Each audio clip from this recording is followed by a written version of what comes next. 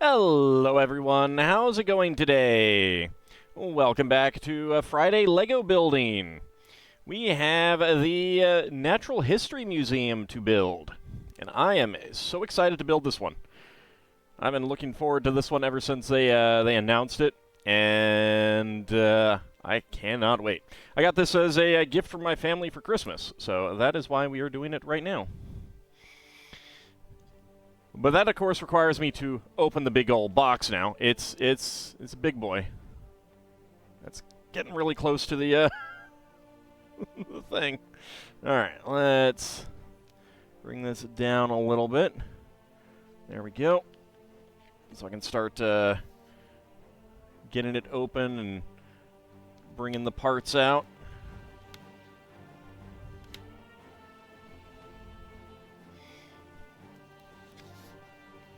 Nicely done, family of Auld. Yes, yes.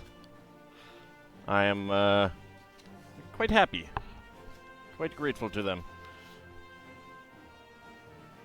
Of course, I open up the side with the box in it. Jeez.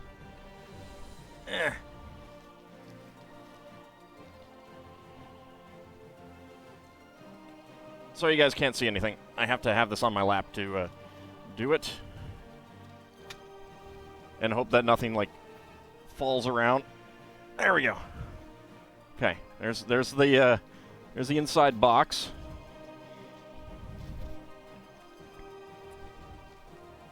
I knew I was getting it. My family generally does not like to do too much, like, I mean, they can't keep track of what I buy, what I get, what I own.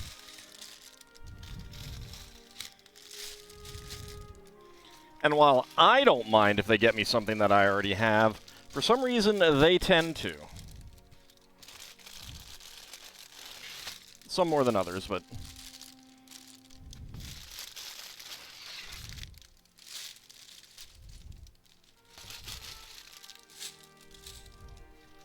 Nope, still a little bit left. There we go. And there we go.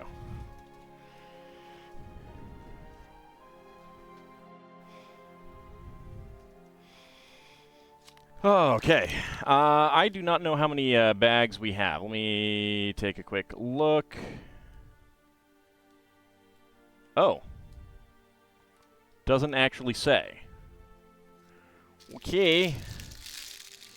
Well, that's annoying. Alright, well, let's put these over here. There's a 15, there's a 19. Let's put the 20s back there, actually. 24, 30, 17, 27,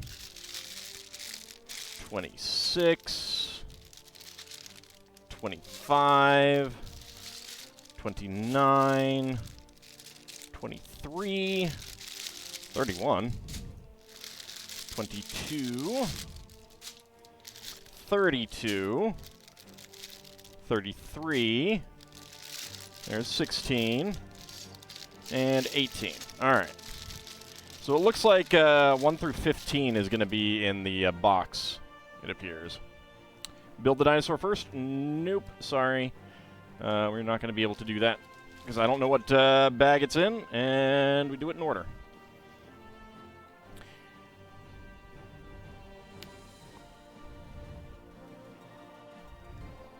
There we go. Is the box heavy? I mean, for Lego, yes, but it's important to understand or remember that Lego is not actually heavy. There's so much air. There's our base plates. There's our instruction booklet.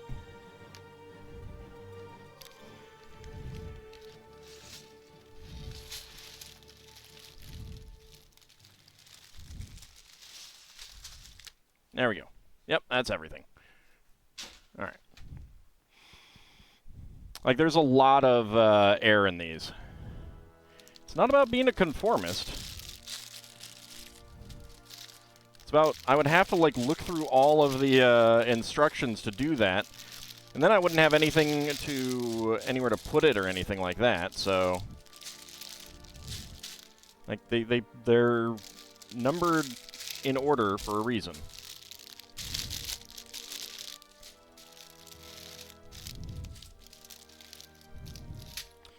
There's one back there. 3,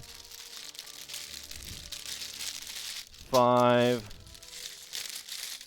2, 7, 9, 6, 8, and 4.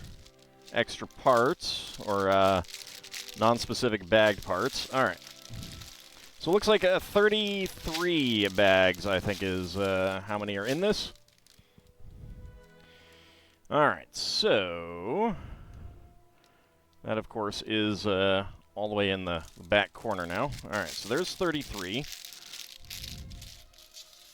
That gets all the way in there.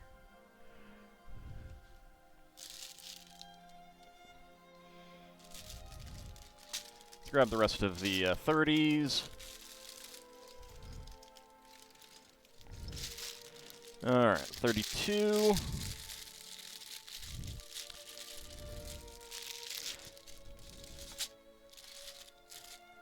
How's everyone doing today?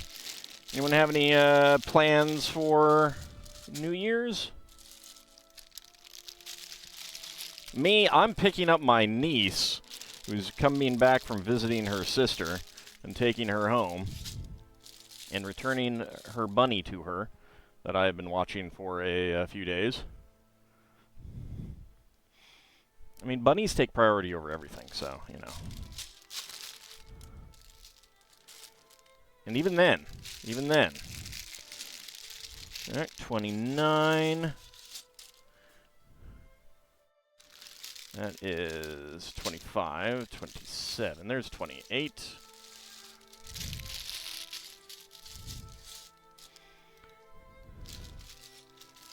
$27.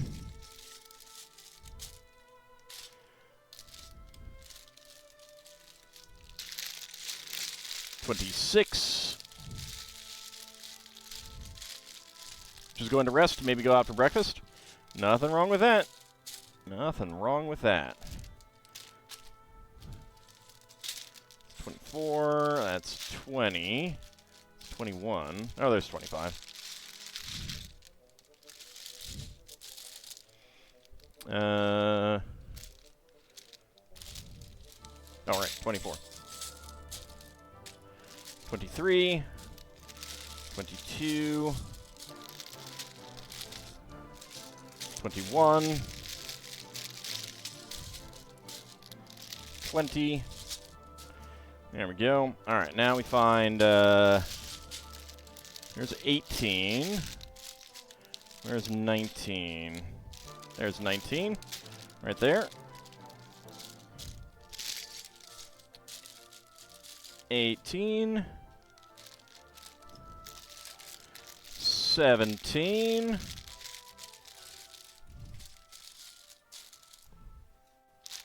16.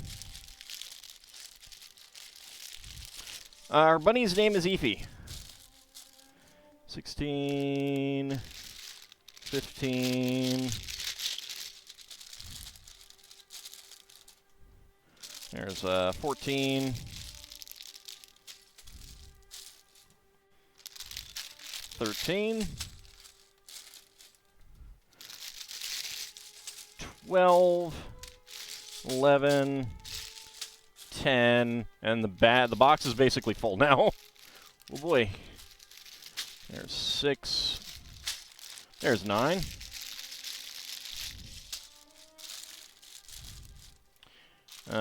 8. 7.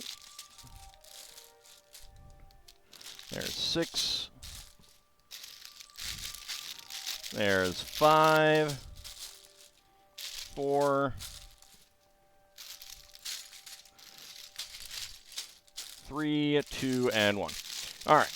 So I should be able to get through enough that this box is not going to be overloaded, over full during the week. Let's go ahead and reposition. Is that all the way down? Aoife. It's an Irish name. I believe it is spelled A-O-I-F-E or something similar to that. Alright. So we're gonna... This is gonna be the size of it. So we got a lot to... a lot of space to cover. Alright. Let's see. Okay. Alright, to book your free tickets here. Prepare your VIP ribbon-cutting ceremony. The LEGO Natural History Museum is officially ready to open. And it's big enough to house the entire skeleton of an enormous Brachiosaurus, or perhaps its lesser-known relative, the Brachiosaurus. Join a cast of dedicated staff and enthusiastic museum visitors as you curate inspiring exhibits, discover new building techniques, and journey through the Mesozoic era to the future of space travel. And as any respectable museum would do, we have dug through our own LEGO history and uncovered precious and fun artifacts to exhibit throughout this modular set. And they have a nice little, like, line art of all of the various modulars up to this point, which is really nice. Actually, I think they have skipped some. Yeah, this does not have the oldest ones. It is in order that they came out. So on the right, you have the... Let's actually zoom in a little bit.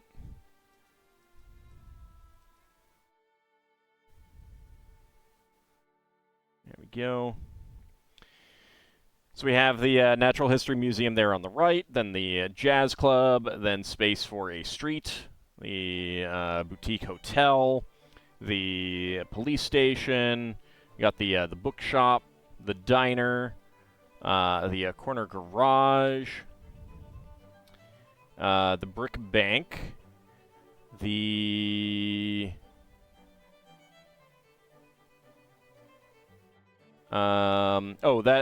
right, that's Assembly Square.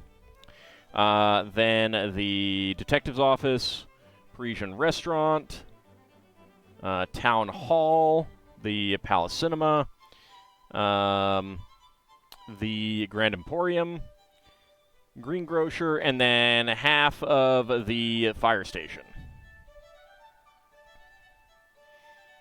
So that's really neat. And Chris McVeigh, designer of the 10326 Natural History Museum. There we go. Explore the collections. Enter the museum, and you'll be greeted in the gift shop, which features interesting pamphlets about the collections and exhibits, and of course assorted memorabilia and souvenirs. We start our tour on the ground floor, where we peruse the natural history exhibit with important finds from delicate pottery and fossils to rocks and the magnificent Brachiosaurus. Traveling up to the second floor, we journey through our own past and a peek into the future of space exploration. Please note, only museum staff have access to the rooftop area, but if you ask the curator nicely, he may extend your tour to his office. Enjoy your day and feel free to extend your stay. Someone calls security. A curious puppy is sneaking a bone through the back door. A vigilant museum employee is right on his heels and makes sure the bone is returned to the curator. Alright, starting out with bag number 1, and we're not doing the large base plate yet.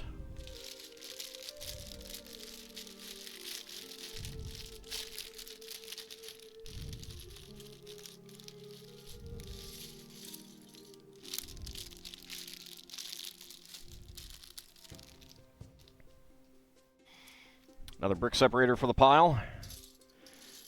Alright. Get our pieces poured out here. Hopefully the Kothoga doesn't show up. I don't know what that is.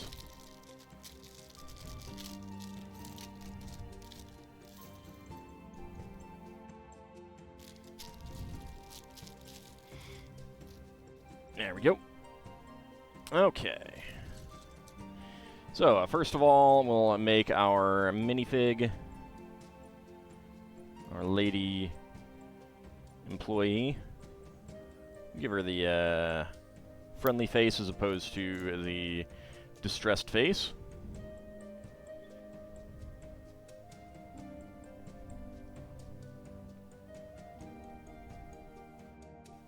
There we go. Cute little museum outfit as well.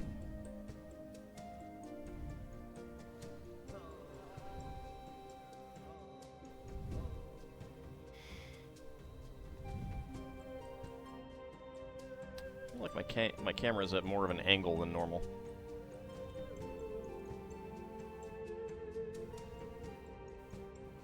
Let's do that.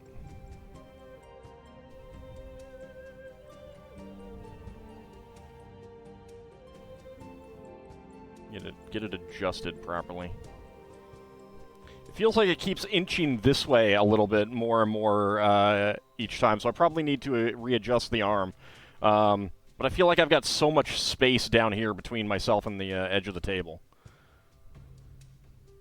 Need to get Princess Linda back on. There we go. We got our Glitter Kitty and Belleville Witch Lady, which I'm surprised no one's asked about. All right, 1x4 tile. It's a horror monster from the movie The Relic. Oh, I haven't seen that in forever.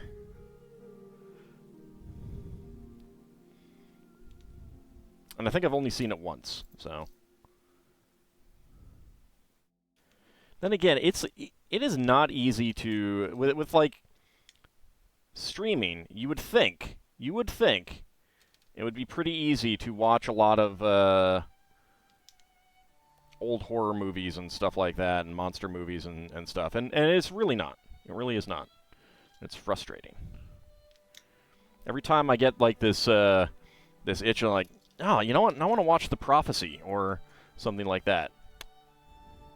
It's all like, nope, not streaming anywhere.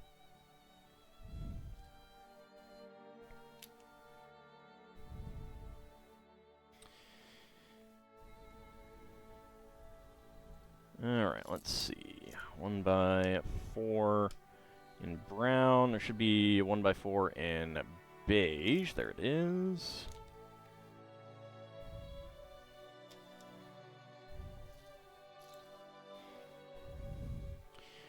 Alright, brown, 1x2 Technic brick. And there is our friction pin. There we go.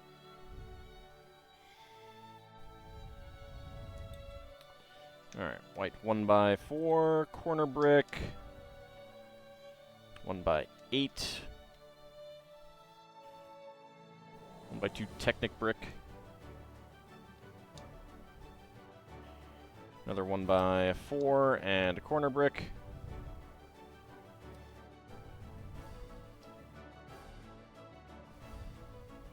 Till recently, James Cameron's The Abyss wasn't available anywhere online. Yeah, like, there's so many good ones that are just, like... It's like... Nope, you can't watch that.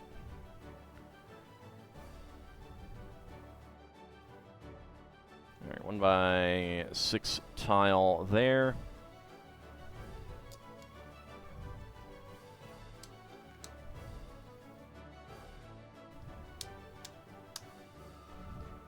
And it's not just from, like, the splitting of all of the streaming services.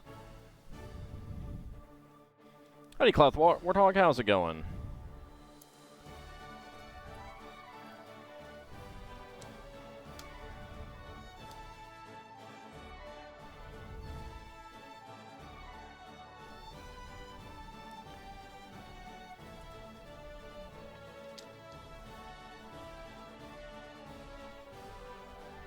Let's get a pair of the medium nougat tiles. 2 by 2 with center stud. Let's get that there.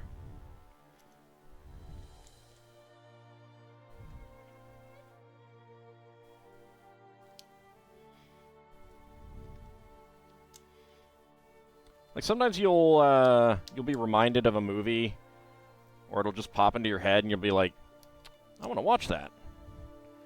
And I mean, to be fair, it's not like you could do that all that well 20 years ago, but you could generally, like, if you had a Blockbuster subscription, you could go out and if it was a movie that was big enough, I mean, not even like big enough, it didn't even have to be that big.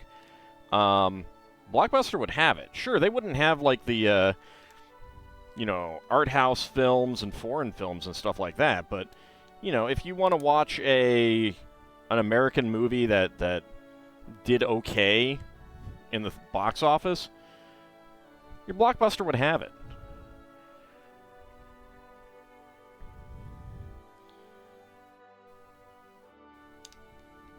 Like, I saw an article, and I know I've talked about it, but it was like one of the people at Netflix talking about how, like, they have twice as many movies as the average Blockbuster did, but, like, that's broken up across a whole lot of different groupings.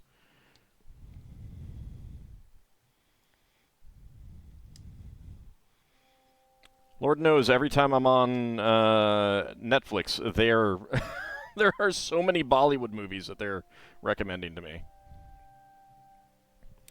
Has Eefy been trying to steal all the Lego veggies only to be confused by their non-edibleness? No. She is not allowed into the main house because the main house is not rabbit-proof.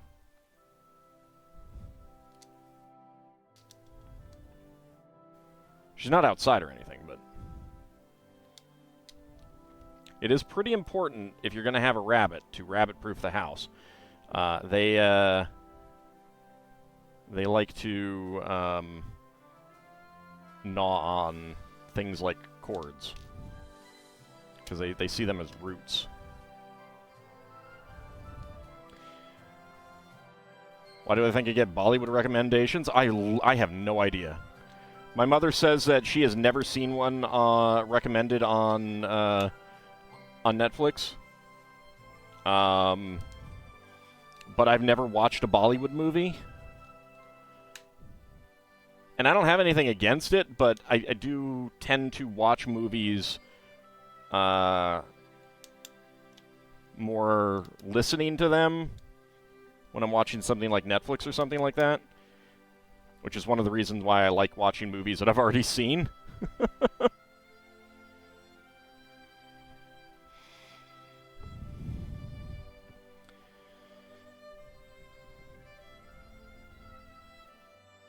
Kinda hard to do when a movie is not in English.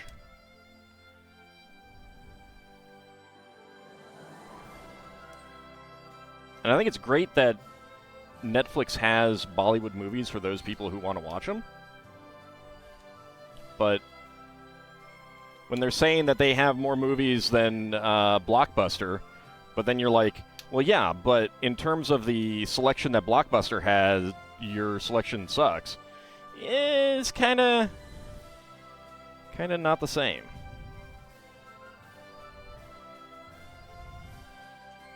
Like, when you're trying to have a wider selection in terms of genres and stuff like that than Blockbuster, then you kind of need to be like Blockbuster times 10. You put on non-English movies when you sleep sometimes. See, I can't sleep from people talking, even singing, even if it's in another language.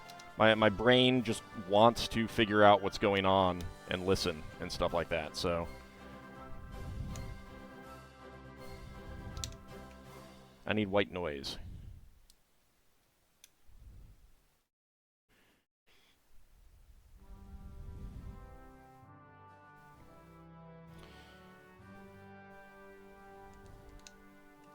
There we go, get that there. We have more movies than Blockbuster. They're all just different cuts of Gymkata.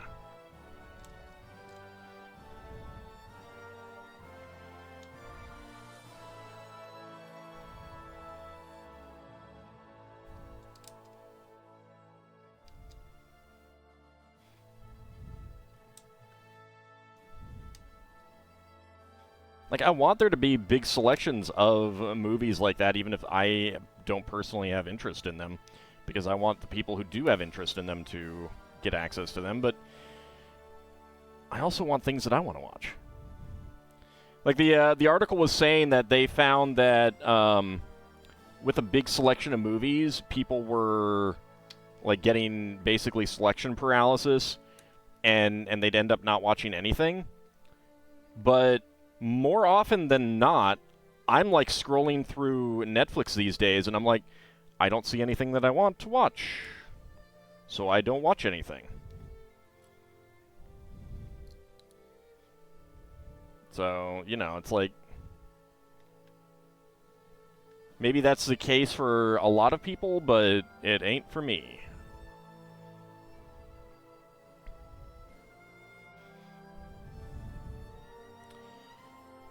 2x6 plate there.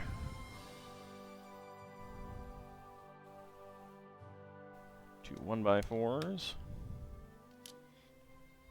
Mostly I'm just complaining that things that I do actually want to watch are not easily available. And unlike 20 years ago, I can't just go out to a Blockbuster.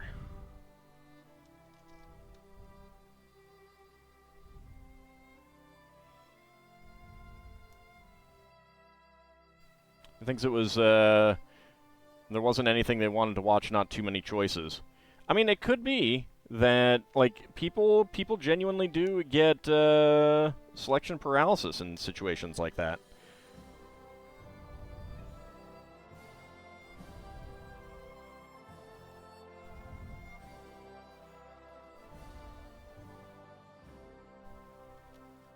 But, like, they could solve that by having, like, here's the block of movies that we will recommend, and if you want anything else, use the search function. So if you want to watch something specific, it's available, you just have to search for it, and it doesn't get recommended.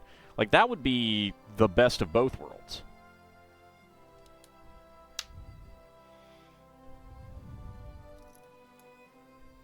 There's 1x5 plate.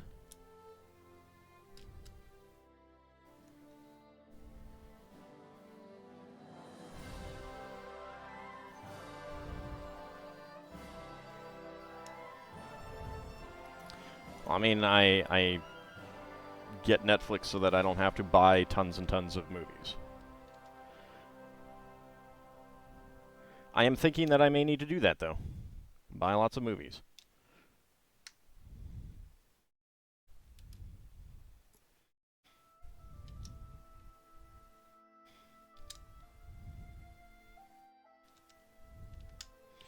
Alright, let's see. Do we have... I need a 2x2 with a center stud.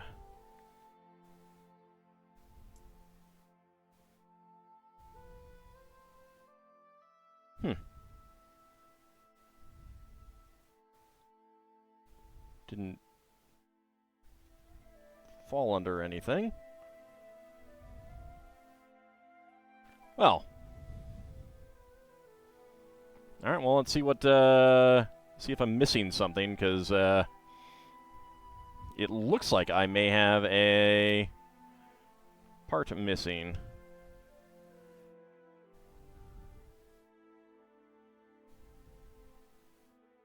Guess we'll find out. Well, I don't necessarily want to own the movies. I just want to watch them when I get a hankering.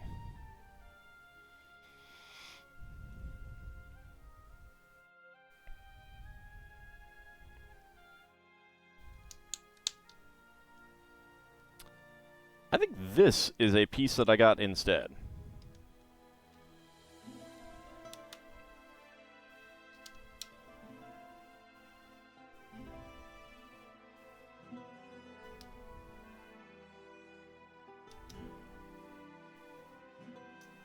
Yeah, I'm pretty sure that's the case. Okay. Well, it's not crucial. I can pull one of these out from storage in between build sessions, but that's... Admittedly, this is a really useful piece to have a bonus of one, but... Oh well. Yeah, the blob is really good. That's a really good... There's a couple iffy special effects shots that don't do as well, but all things considered, that's fine. All things considered. All right, so extra pieces. 1x1 tiles in gray and beige. Black 1x1 plate. Black friction pin. A black pneumatic tee. And not an extra piece, but a piece that I got instead. A 2x4 wedge plate. Yeah. So generally when you're missing a piece, it's because something gets packed in extra by accident.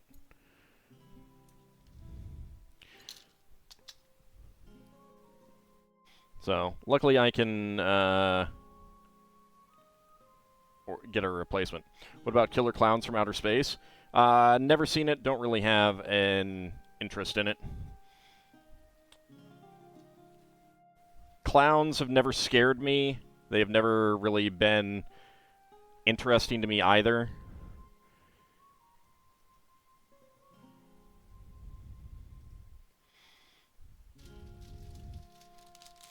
Alright, let's see.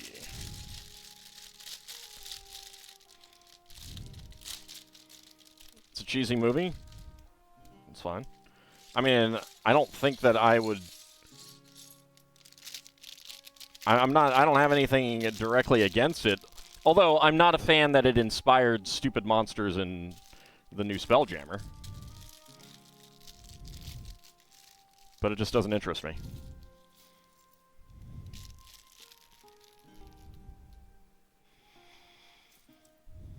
Alright, let's see. 1x4. 1x8s.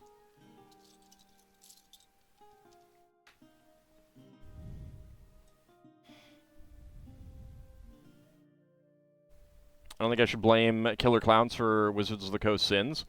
I'm not blaming it, but I am noting that if it didn't exist, then they wouldn't have anything to reference with their stupid Killer Clowns from Outer Space and Spelljammer. Oops.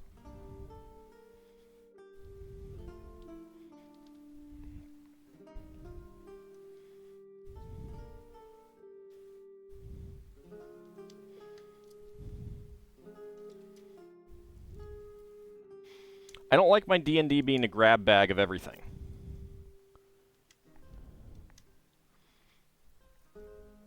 I don't mind a... There are no more 1x2s with center studs along here. No. Okay. I don't mind that kind of thing in, like, a Final Fantasy game that much. A little bit of a lint there. Or some other video game where the lore and depth is not exactly, you know, there compared to a D&D game.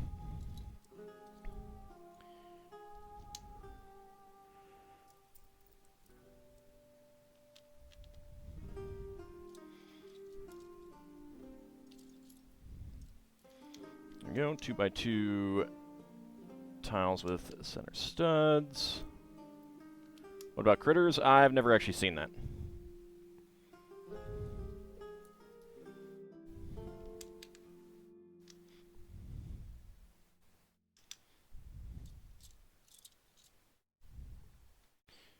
Alright, there we go. Get these in. Okay, that goes there. And that one goes there. That is something you dislike about Pathfinder's Galarian, where there are androids and people riding chicken mechs. Yeah, it's just like...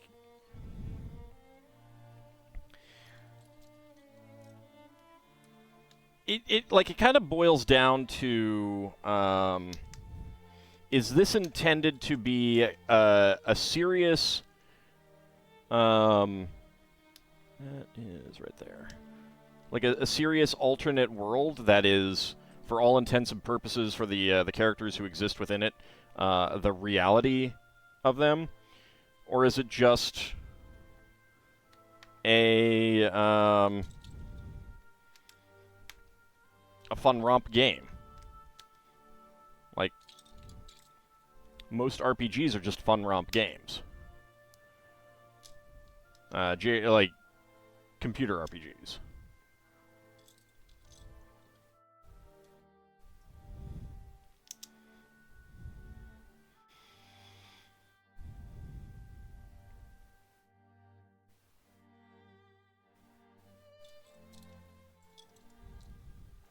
Well, I mean, the thing is like a giant insect is just something that we know exists but is big, kind of thing, you know? So it makes sense from, even though, like, if you get down to it from a strictly scientific point of view, obviously that can't work.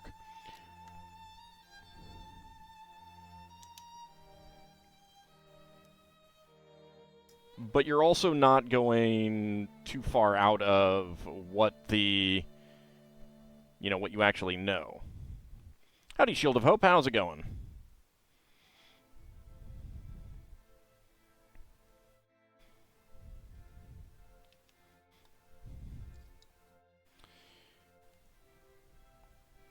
All right, 2 1x2 plates here. 1x2 Technic brick. Get that right there.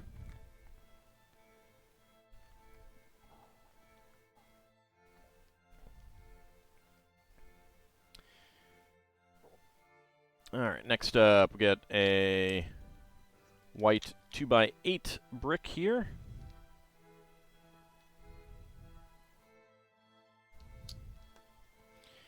Beige 1x4.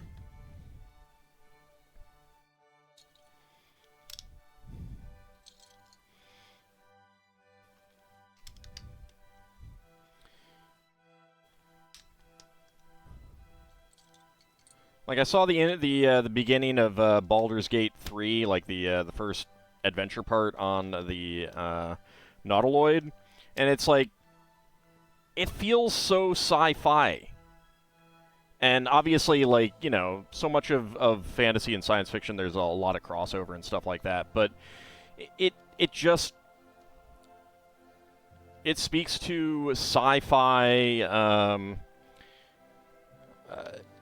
aesthetics of having, like, you know, biomechanical. It even uses, at one point, the term biomechanical.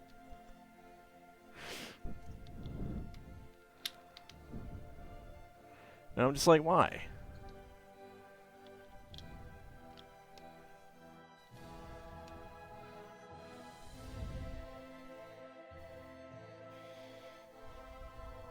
Alright, let's see. We have, pardon me, 2 dark gray 1x1 tiles with top clips, and some quarter cylinder pieces. What used biomechanical? Baldur's Gate 3. The Illithid Nautiloid.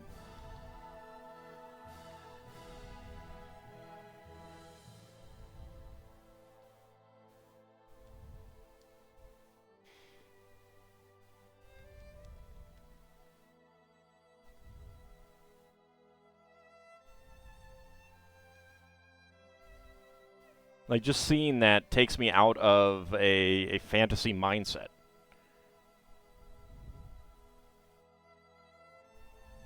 Puts me in a sci-fi mindset.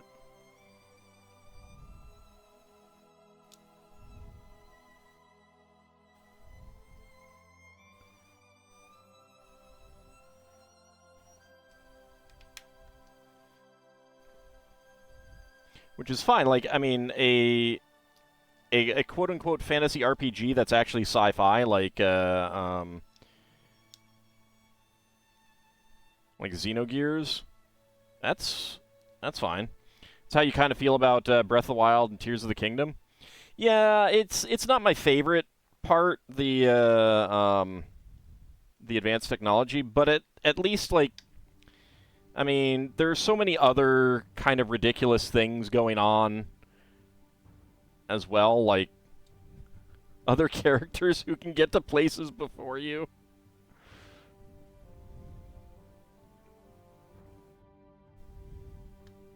Oops. Just send that one flying.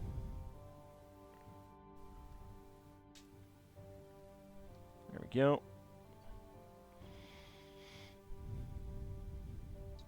And a couple 2x4 slopes.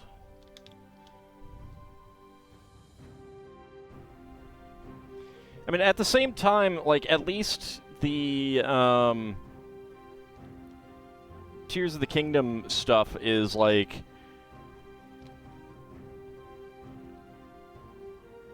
not hyper-mechanical, you know?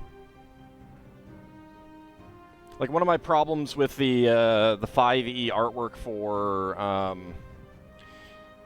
the Clockwork Horrors is that it's literally, like, something you'd see out of Metal Gear Solid. You don't think the Zelda universe is supposed to be taken seriously? Yeah. There's that, too. Like, and that's kind of how most games are. And those games that are supposed to be taken seriously, like Xenogears, they, like, it basically sets out at the beginning, makes it pretty clear that your fantasy stuff is actually technology.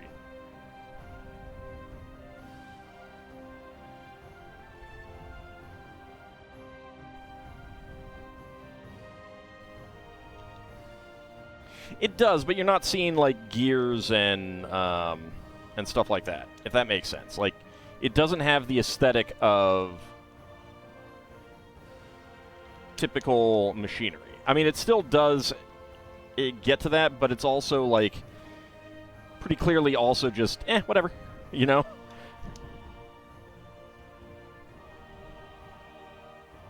Except 5e Clockwork Horror. Yeah, see? Yeah.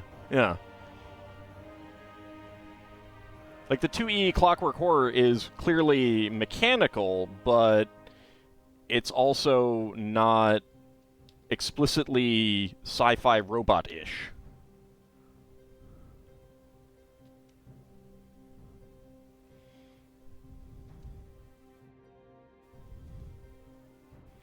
Got 1x2 plate.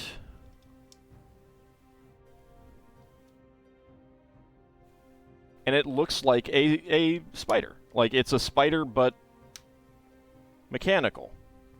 Whereas the 5e Clockwork Horror is spider in the way that, you know, like the Tachikomas are spiders in Ghost in the Shell. Howdy, Messy Pixels. How's it going? All right, spare parts. We got a tan 1x1 quarter cylinder tile, 1x1 tile slope, dark gray 1x1 plate, and a small white bone.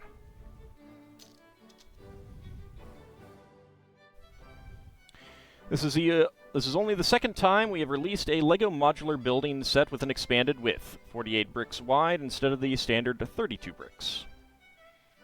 And I'm kind of wondering if they're going to start doing this as a regular thing like they have with the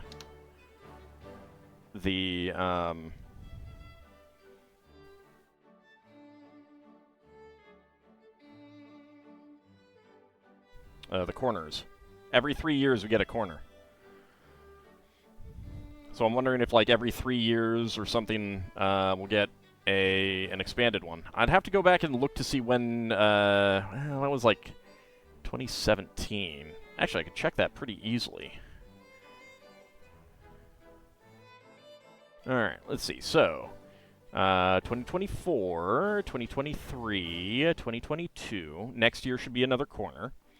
2021, 2020, 2019, 2018, 2017. Yeah, all right. So that's actually pretty long.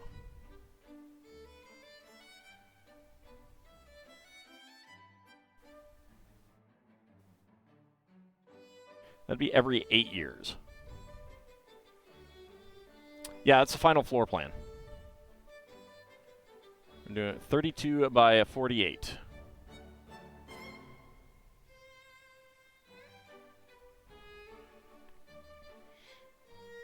Let's see. Yeah, it's taking up a lot of the desktop real estate. It really is.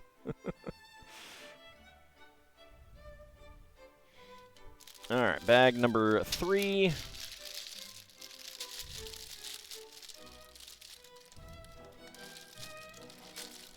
It's the largest kit you've built? Yeah, it's a big one.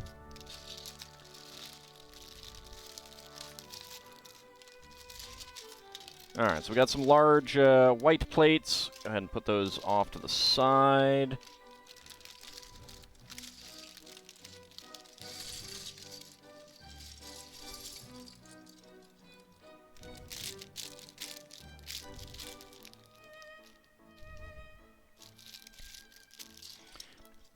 My lock screen, my rotating lock screen on my other computer is taunting me with pictures of snow. Howdy, Sealand. How's it going?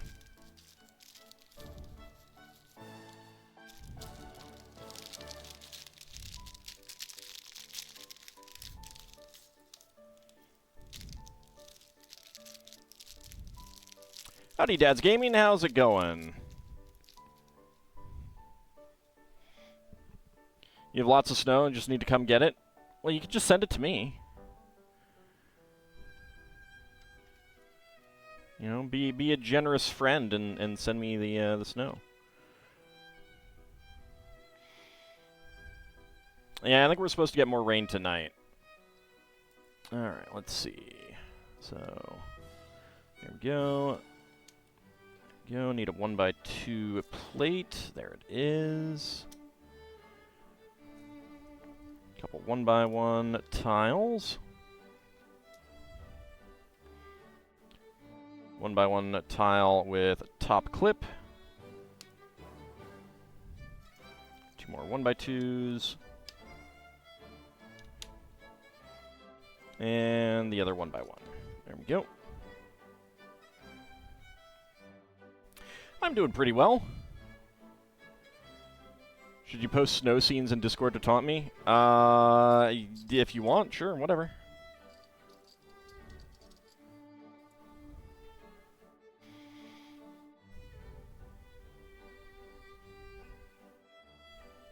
Hang out here while you undergo the longest wait Factorio has to offer.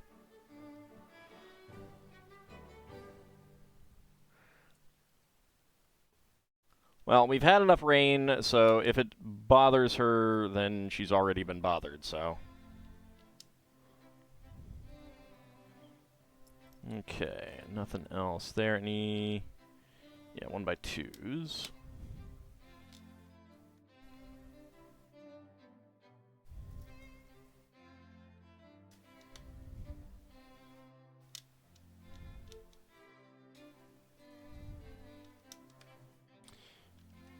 Alright, there we go. Now, we do need a 2x2 with center stud, and that goes right there. Another 2x2 there. And 2x2 right there. You love snow, but you hate having to worry about snowstorms. Give you a good 3 to 4 inches in your set. Yeah, that's a pretty good amount.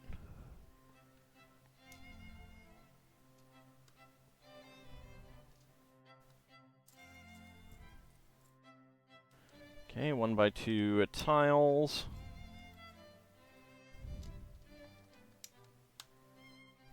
1x2 plate. There we go. All right, now the 1x1s. There we go. Anything past a light dusting of snow is too much for you?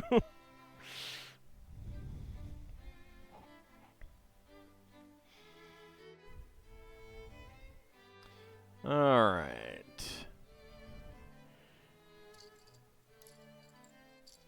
Let's get the rest of these.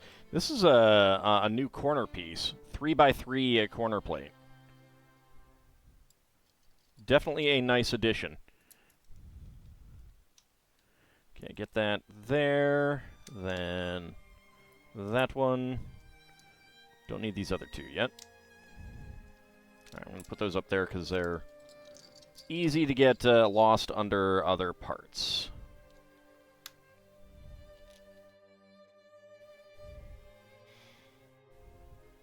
So one thing I'm thinking about when this is done is, like, making instructions for removable, replaceable exhibits. Maybe put up the instructions for sale.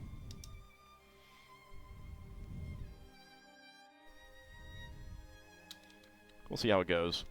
Some of it'll depend on how easy it is to swap things out.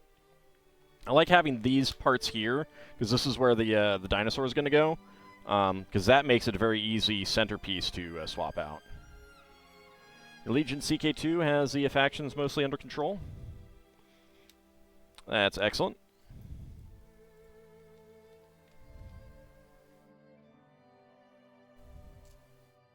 It's another reason why I like having just a handful of vassals who have like kingdom titles. Tends to make it easier to control that kind of thing. Alright, we got clear 1x2 half-cylinder tiles. And these go right here. There we go. Okay, another pair of 1x2 tiles with center studs. There's like only two dangerous factions, both Gavelkin for Empire Francia and Empire of Germania. Yeah, they can be annoying.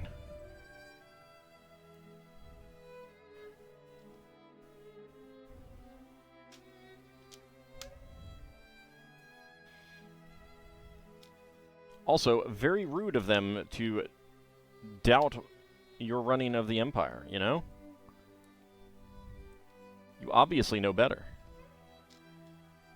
How dare they doubt you? You know the game rules, they don't. There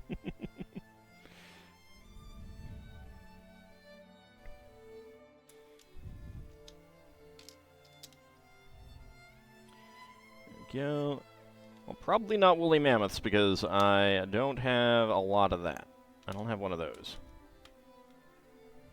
Could maybe do a woolly mammoth skeleton, but it would be kind of small and stumpy. There we go. 1x1 tile was hiding in there. But yeah, the Egyptian stuff, a Viking exhibit, those would be pretty easy to do.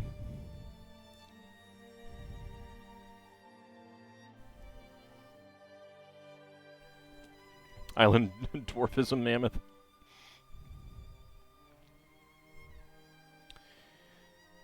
Alright, some of it would depend on what actually would fit inside the space. Let's see, 1x4. We got a 1x3 arch brick, which is pretty clearly a mouse hole. It's pretty clearly a mouse hole there.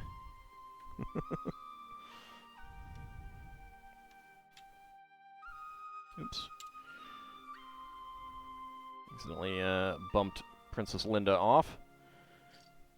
Get her back on to the screen. Let's see. You've noticed with islands, animals either get massive or they become small? Yes. Yes, that is a known thing. Island dwarfism and island gigantism.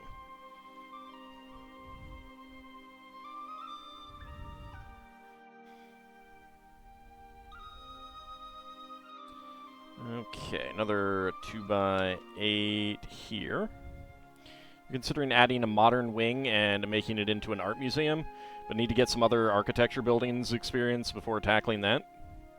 Yeah, I would love an art museum, either as a wing or just another modular.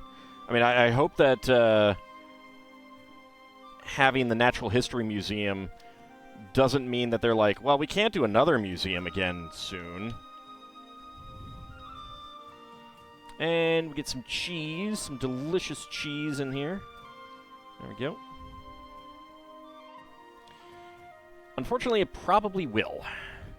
Oh no, who knocked over the pottery?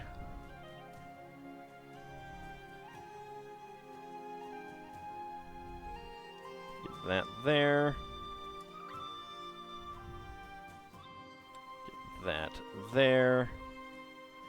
And this one here. There we go. Make a toilet.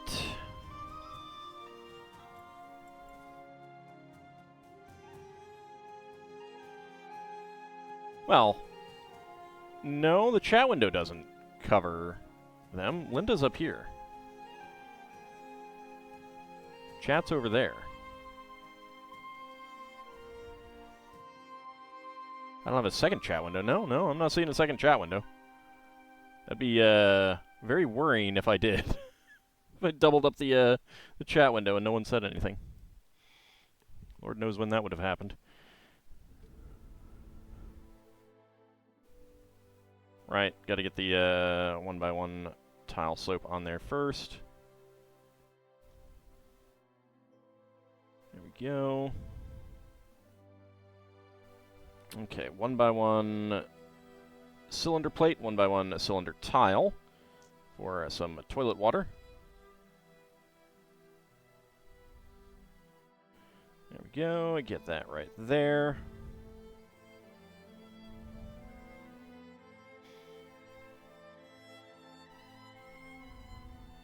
Need a second camera to put a close-up instead of Linda Hime in the blank top right. Well, it's only blank up there if you guys aren't chatting enough. Like, that whole section is for chat. Just means you gotta chat more.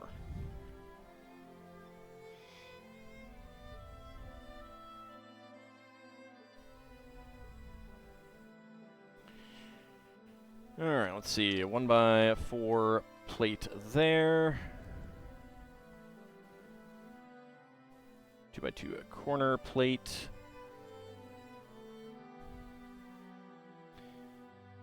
Two more 1x4s. 1x3 and a 1x12. All the way over to the edge. Yep. Alright, 3x3 corners here and here.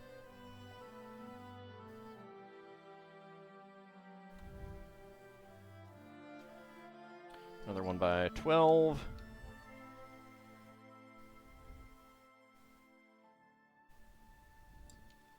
One by 4 and 1x6. And we have a green 1x1 right here. Alright, now we get our faucet. There we go. Dripping there, making a puddle on the ground. Okay.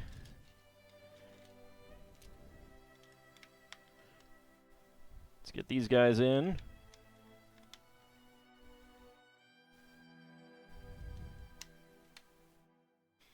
There we go. And then on the other side over here, cover up the hidden cheese. And cover up the hidden bones under there.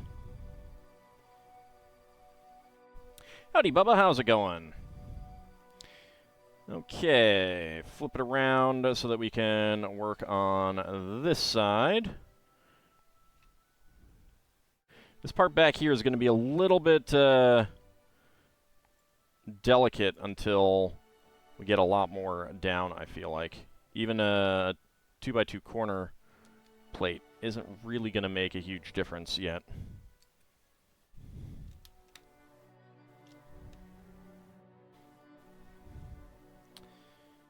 There we go. All right. We get our 3x3 corners there. How do you donate? It's bits to get us closer to our Excuse me, Lego piece. Get back here. Tried to escape. So bits will get us closer to getting the lighthouse. Let's put a screenshot of how my camera looks to you. All right, let me see.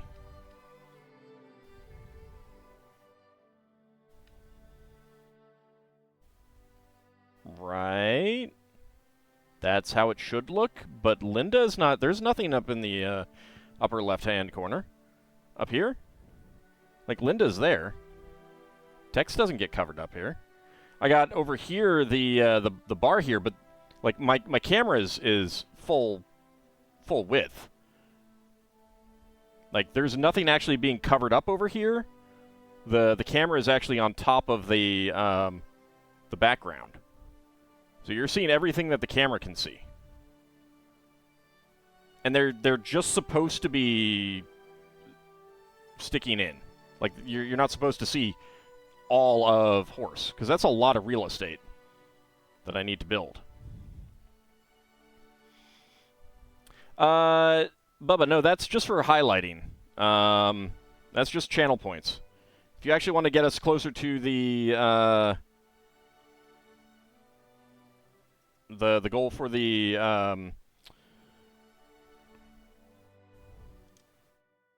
sorry, just blanking for a second. The lighthouse.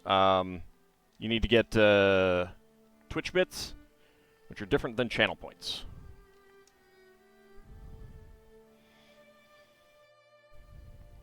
There's usually something down beneath the chat. Yeah, it's the kind of diamond-shaped icon in the chat window, right next to where you put input text.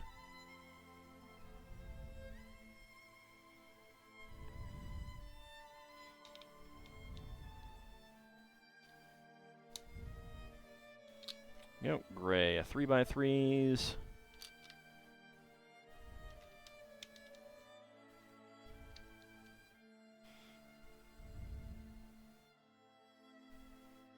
Like, I can't expand this way. The camera just doesn't get enough field of view. And I wouldn't want them entirely on the screen anyway.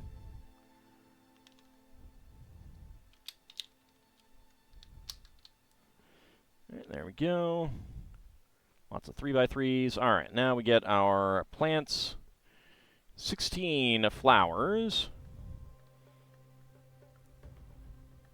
Having them very, very specifically laid out, huh?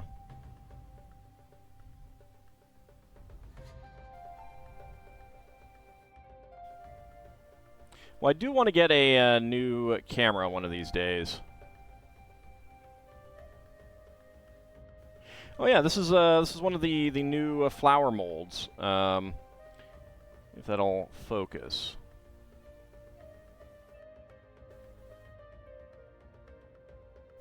Can you focus? There we go. So you can see that there's a ring around the center. It used to be that hole just had the petals go right in. Might be able to find one of the old ones. Give me a second.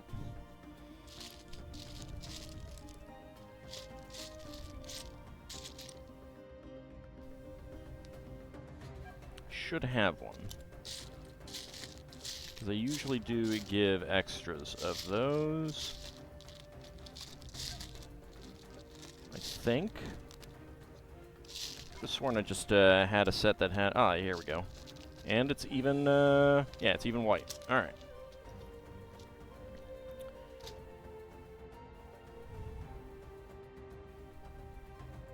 Grab one of these other ones. There we go. So we can see the differences. So you can see that there's a ring there in the center that there wasn't there. And I think it's just so that if you stack them up, or... Well, these can't stack, but if you put the smaller parts, it just gives a better grip on that. Like, you could put a little flame in there. Can I shoot the stream in 3D? No.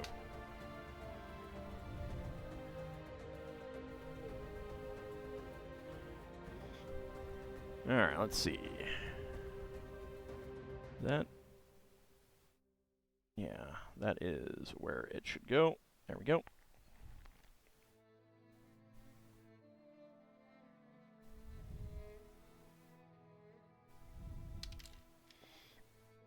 Trying to get into the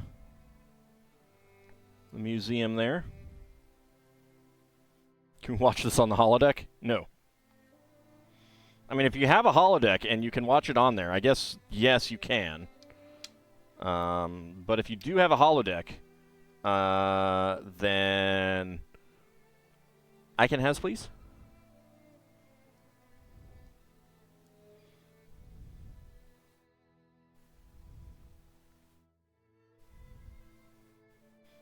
I would like a holodeck.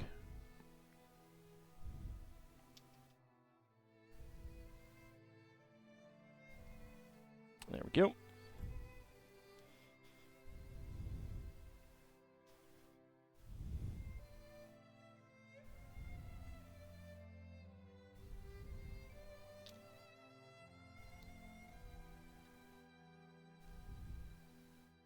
Get that one in there.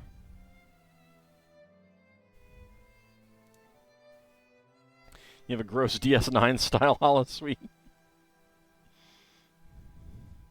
Does it come with its very own Quark?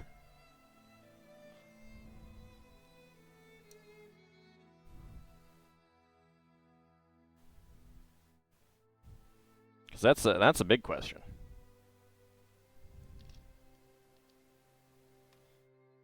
There we go. And you bought it from Quark. Well, you probably shouldn't have done that, sir. Probably shouldn't have done that. There we go.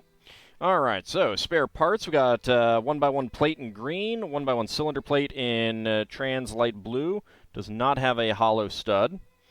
1x1 cylinder tile in a trans light blue. 1x1 cylinder tile with top peg in dark gray. Dark orange, 1x1 quarter cylinder tile. Clear 1x2 half cylinder tile. 2 1x1 tile slopes in white and bright orange.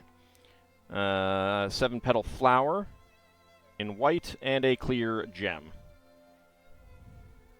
What's the worst that could happen when you buy something from Quark? Yeah, I know. What's the worst that can happen? All right, before we do more of that, I think it is time for some minifigs. All right, let's see. Let's go ahead and pull out one here. All right, so we got one of the 2 remaining ones that we needed last time. So we're down to 1 left that we need. So let's go ahead and roll for it. All right, so 3, so that's middle. 1, 2, 3, 4, 5, 6, 7, 8, 9, 10. Metacone rating with a party of 4. How's it going? All right, 2. There we go. Need to move the scissors because they kept hitting that. All right, let's go ahead and get a prediction going. Can all guess what is inside the minifig pack? There we go. All right, there is 1 remaining minifig that we need. Doing good. I'm glad to hear that. Go ahead and open my window a little bit because I am a little bit warm. D20 says 6. All right, so that's predicting the space fan. We've gotten 3 of those. I'm not sure if there are more than that in the set. But go ahead and get your predictions in. 20K hams on this one. Holy cow. Well, we'll See if I can get that correct. Get my timer set up there. Don't let you down. New premises. New premises. Oh, who am I kidding? I would never let one of my viewers down, ever. And if you think that I do, well, obviously I didn't. Never, ever. Yeah, exactly. Your D20 says 14, so the rocker. We've only gotten one of him. All right, there's about 40 seconds to go. Get your predictions in. Results not guaranteed. Yeah, exactly. I guarantee that I will never, ever let any of my viewers down. Results not guaranteed.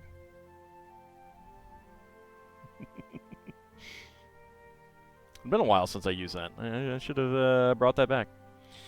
All right. Just a few seconds remaining. It could be another Peapod. We've only gotten 2 of her. All right. About less than 10 seconds. Get your last second predictions in. Ride or die within 20 seconds. All right. Predictions are closed. Let us see what we got. And timer is ready. And go. All right. What do we got? Okay. All right. 8.4 seconds. It's another Peapod. It's another Peapod.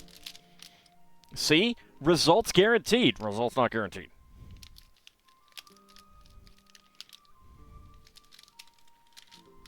Minotaur somehow. Nope. It's a Peapod girl. All right, let's see. Who is getting the hams?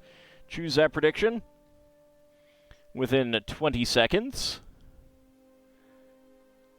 And that is going to Minacone, Red Hyena, and Tom Servo. Getting the hams. Very nice.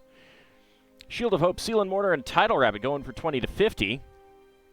It's a good thing that I never let any of my viewers down. 50 to 60, Preskitch, Kincheer, and Garbage Pail Kids. And no, Bahamut and Lel Bunny. Phew, boy, am I glad that I have never let any of my viewers down, ever. Never, ever.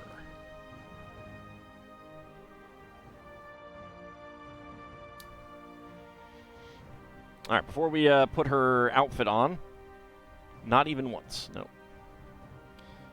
So, a nice dark green legs and arms.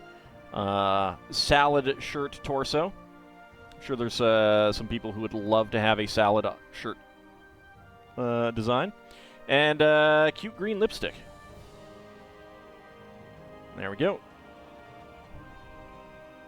And the Peapod outfit. And she's holding an apple. Why Peapod Girl is holding an apple, I don't know. But at the same time, sometimes we don't question things. All right, so that's another Peapod. Minacone gifted a tier 1 sub to a Godspawn. Thank you very much. There we go. All right, let's see. Next up, if I can get the sheet out. Come here. Come here. There we go. All right, back to the Ninjago movie set. You have eternal faith in me. I mean, as you should, really. All right, D6 time.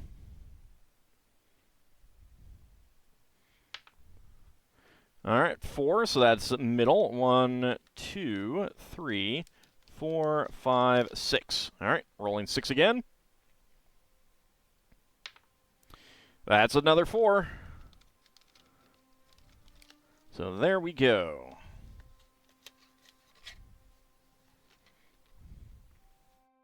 All right, let's start that next prediction. Can all guess what is inside the minifig pack? All right, so we have not gotten that lady. We have not gotten that lady. We have not gotten that Garmadon. We did get that fish lady, as we learned. And we have not gotten the rocker. So there are 3 remaining minifigs to get. We have, of course, sadly, very sadly, gotten all of the cornflakes guys. Yes, it's a shame. Everyone needs more cornflakes. Delicious box soup. Your D20 came up with a 2. All right, well, I mean, it could be. We haven't gotten her yet. You're betting the house on cornflakes guy. Yeah, do it. Do it. And Bahamut's D20 says 7. Okay, there is still one of him in there. Death to the flakes. Wow, just not a fan of people. Like people have really flaked out on you a lot, huh, Lil Bunny?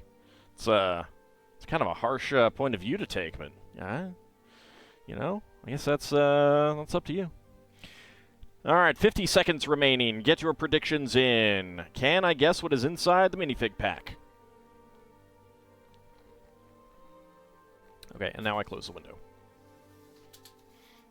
That was open long enough to get a real good cool breeze in here.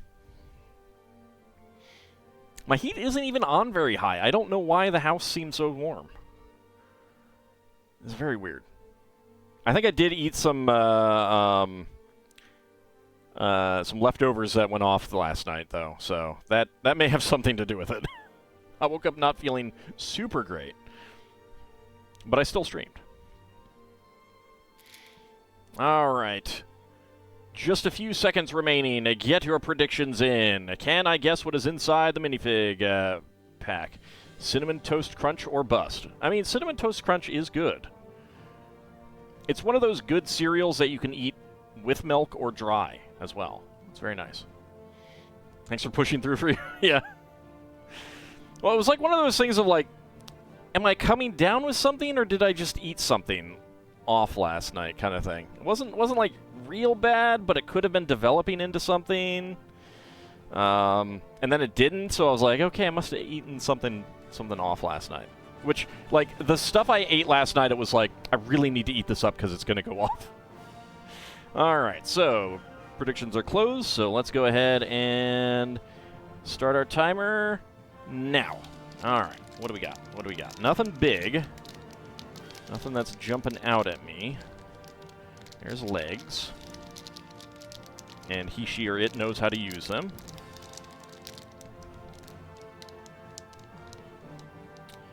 Okay, alright. Ooh, just in time, a 19.2. I do believe that we have the Holiday Garmadon guy, because I felt that 2x2 tile, and now I'm looking around to make sure that there aren't any other 2x2 tiles. There's a 2x3 in that one, but that is not what I felt. That is definitely a 2x2. So let's see if I am correct.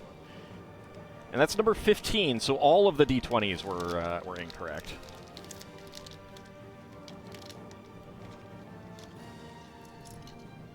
There we go. That is correct. Okay, choose a prediction within 20 seconds. And who is getting the hams? Tom Servo, Red Hyena, and Kinshear getting the hams. Very nice. Shield of Hope, Garbage Pail Kids going for 20 to 50. Preskitch going for 50 to 60. And Bahamut and Lil Bunny going for no. All right. Let's go ahead and mark him down for a second time. Also, I should pull out my D20 to see what it predicts. Cause something to fall on the floor, of course. Ah, close. Although that is something that we couldn't have done anyway, but... When are you getting all the free ham in the mail? You just got to download it, Red Hyena. It's all there for you. You just got to download it.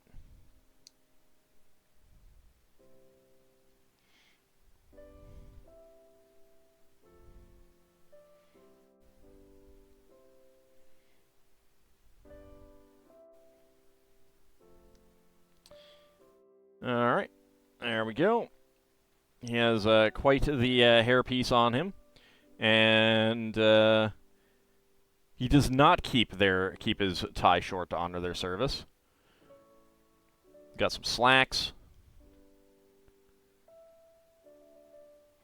It is a very interesting double torso piece. I've always found it I've found it interesting that it's got such a clear I don't know, ledge right here. And I don't know what you could really do to cuz legs will not fit in that. You can't get legs in there. So the most you could do with this is you could get legs in that way, but that's really weird.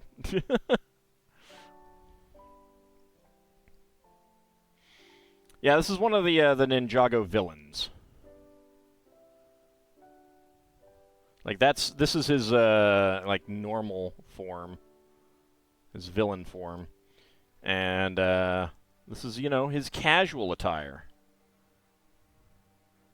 There's his printout of his volcano home with white picket fences, I guess. All right. Yeah, digital ham is great because it's less filling. Tastes great, less filling. All right, and next up, let me actually... I'll put those away in a second. Get this other guy down.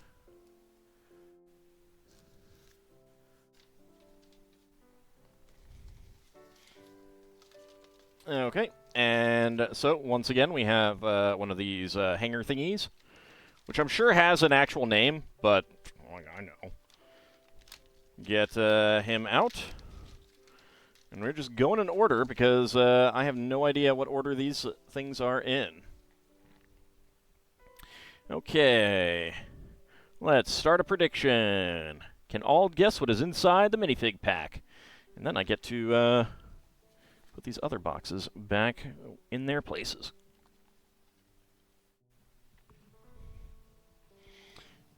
A Minotaur serial box graphic artist. Huh? It's very specific. All right, let's roll a d20 to see what my d20 predicts. 3. A Lederhosen guy. So we'll see if we get a Lederhosen guy.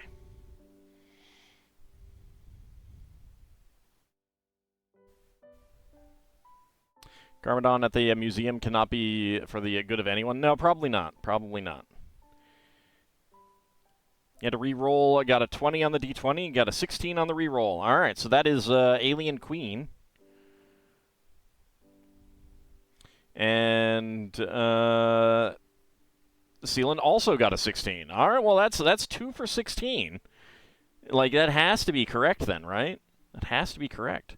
Less than a minute to go. Get your predictions in. Can I guess what is inside the minifig pack?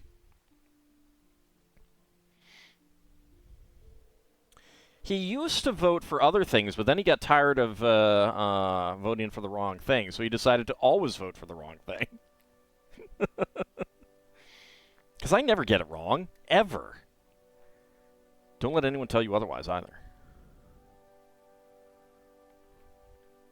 All right, less than 30 seconds to go. Get your predictions in. Can I guess what is inside the minifig pack?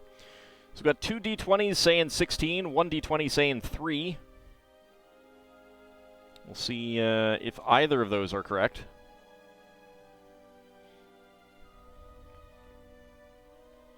And just a few seconds remaining. Go ahead and reset that. Okay, predictions are closed. One of the d20s saying 16 is always wrong, so, okay, and go. All right, what do we got? What do we got? Can I feel something unique, please? All right, well, it's definitely not 16. I would feel the dress slope.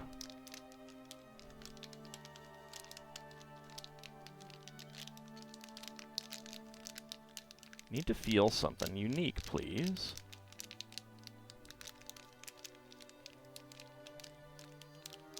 That's the head. Oh, all right. 31.04. I do believe that we have another pirate captain. Let's see if that is correct. As I then glance over to see if there's anything else that has a peg leg.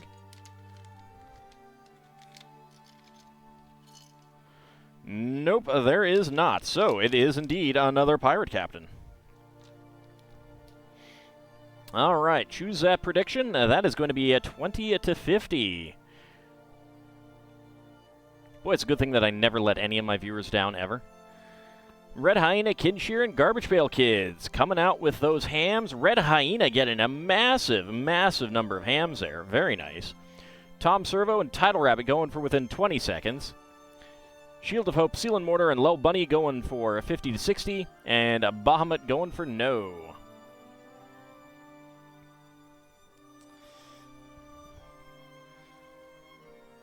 So, I mean, 15, 16, close. Close. You know, it's close.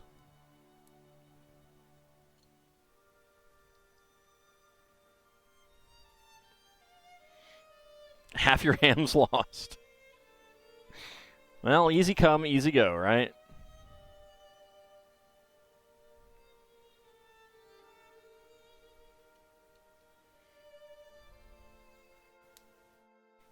This is a day that will live in infamy. All right, and here is our pirate captain. There's a gold saber and gold hook. No gold peg leg, though. You doubted me. You're sorry, but you profited. You feel terrible. She'll rename it to the D20 of being one off. I mean, at least a D20 that's one off is still oftentimes going to be a hit with in D&D. All right. So those are the minifigs for tonight. Let's go ahead and put those back where they came from. There we go. And, right, get my dice out of here. And unfortunately, because of space issues, I think those guys are getting nudged off that way. All right, Bahamut, have a good rest of your night. Thank you very much for coming on out. Okay, bag number 4.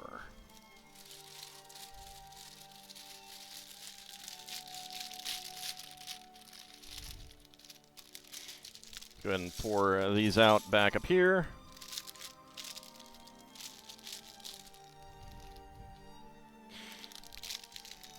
The downside of big builds is, especially with this camera, is like, where do I put the pieces?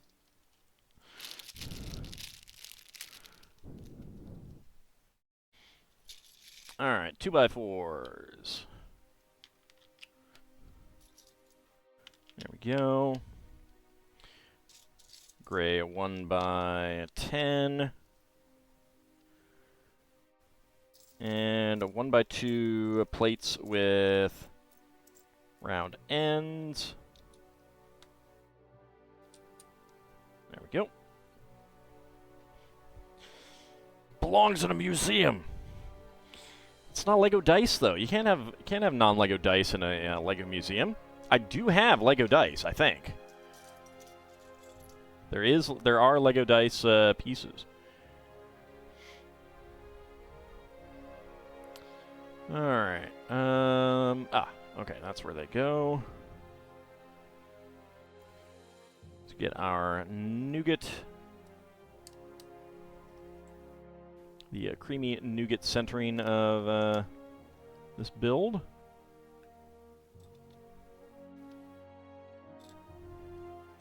Some corner plates. 1x8. 1x3. And a 1x2.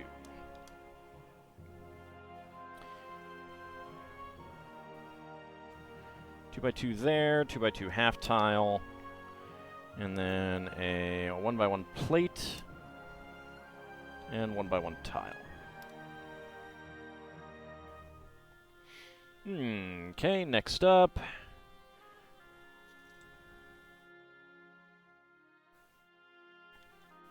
That goes there, that goes there, and that goes there.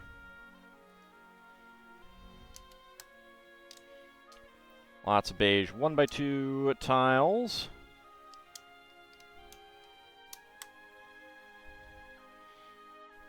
Yeah, LEGO, for a brief period, made some LEGO board games. They're all, I believe the dice are just all D6s, and they have replaceable sides. I don't know that there are any, like, 1, 2, 3, 4, 5, 6 tiles that went in any of them, but there are LEGO dice, yes. Okay, and next up, red plate.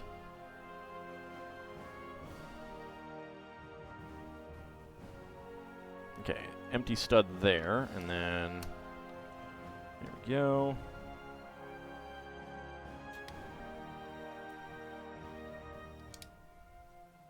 Some white tiles. Where's the other 1x3? There it is.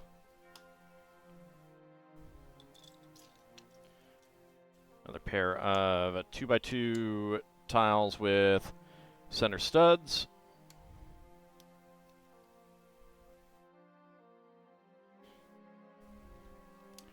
Two there, and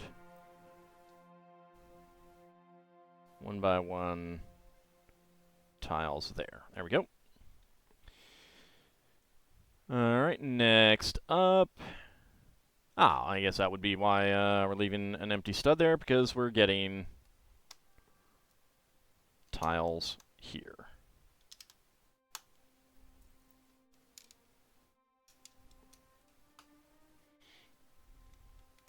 One by one right there. Medium nougat 1x2s.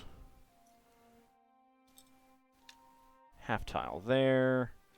2x2 there.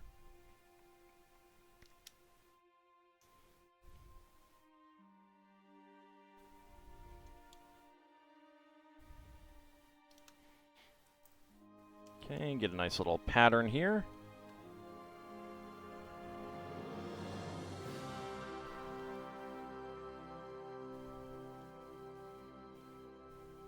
There we go.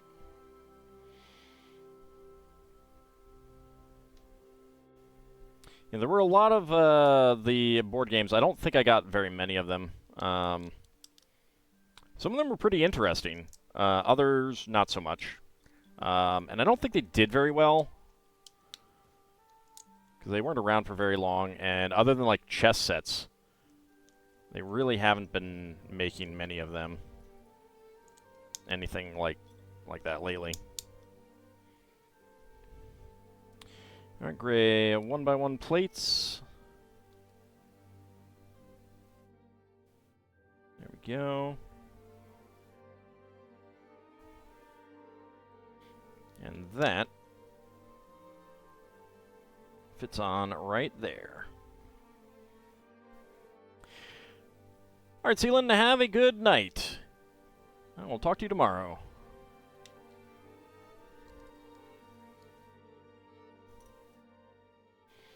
Alright, 2x2s with center studs, and a 1x2 tiles. There we go. Okay, pair of white 1x1 cylinder tiles with top pegs, and lots and lots of tan plates. Is there a LEGO tabletop RPG? Not exactly. There's certainly nothing official. There is Brick Wars, which is essentially a miniature war game for LEGO specifically. So there is that. That's kind of the closest that you're going to get, though.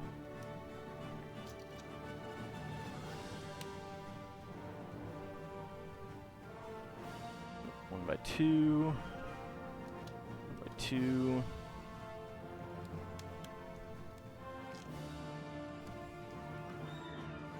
Two by 4s.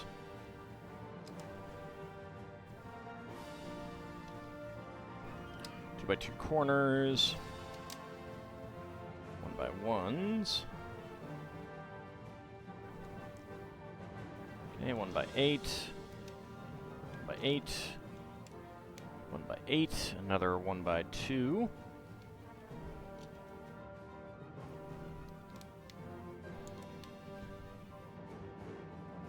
And there we go.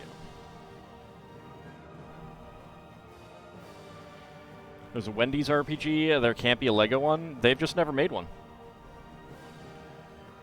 I mean, it's possible someone else has, other than Brick Wars, but if they have, I am not aware of it. 1x6 plate there.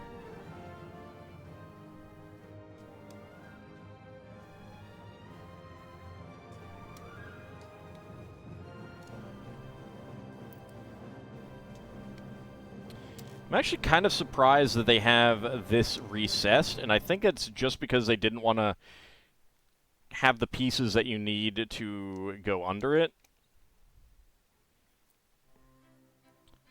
But it does feel kind of weird.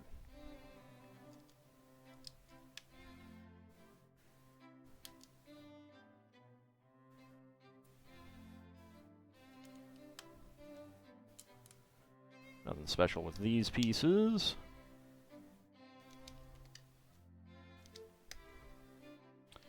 All right, 2x2 with a center stud, 1x1 tile right there in the corner.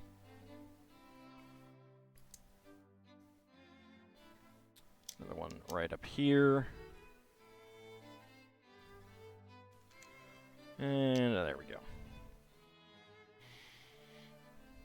Alright, next up, get a black 2x3 tile there.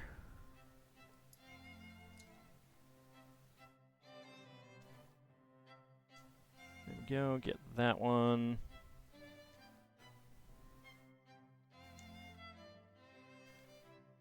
And there we go.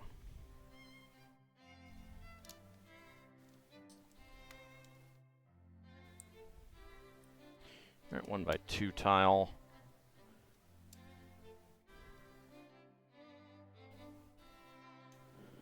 All right, and then we fill this in.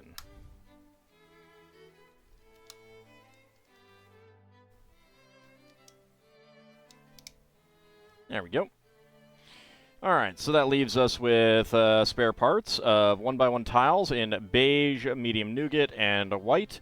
1x1 cylinder tile with top peg in white, and a tan 1x1 plate. All right, bag number 5 now.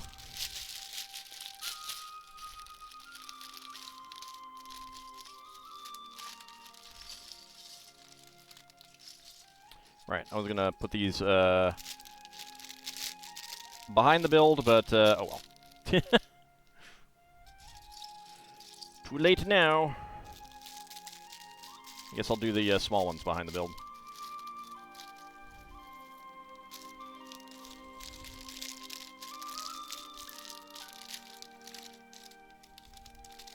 I mean, LEGO is coming out with a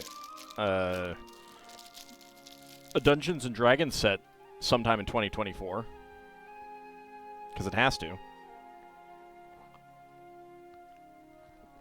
Which is surprisingly fast for an idea set, but it might be that they've already got the, because they already had the licensing done or something. That might be it. Oh dear, someone has clearly been to the 10278 police station's donut shop and has left a sticky snack on the bench.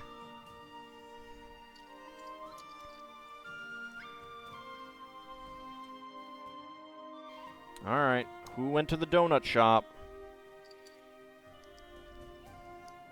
Didn't clean up after themselves.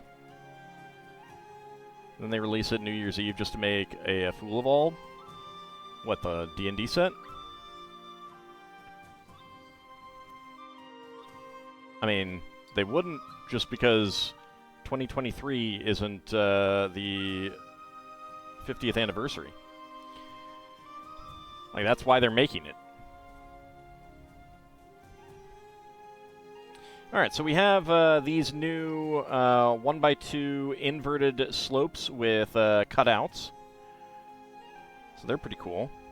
And we are making 3 of them.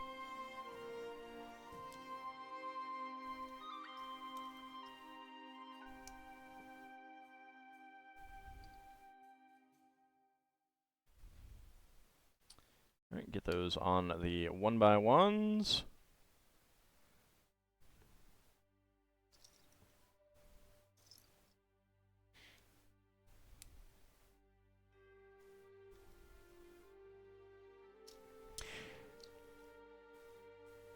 I mean, the thing is like, LEGO is pretty careful about what they do, and the RPG market is pretty saturated. Like, there are a ton of RPGs out there. So I'm not sure that they'd really have much to bring to the table, so to speak.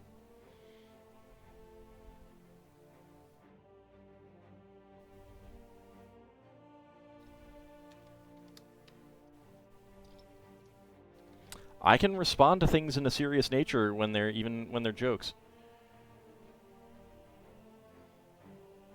Alright, let's see. Back wall tiles.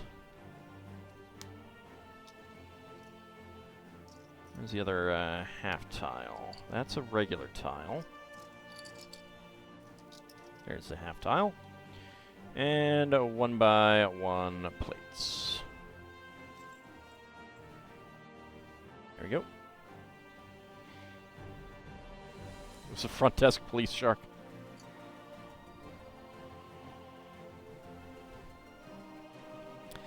Alright, next up.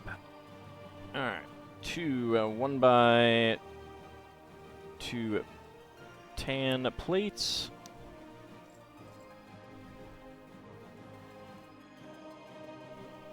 Uh, 1x2 to 2x2 upward bracket there. And 2x2 tile. Cannot say that I've seen too many square seats for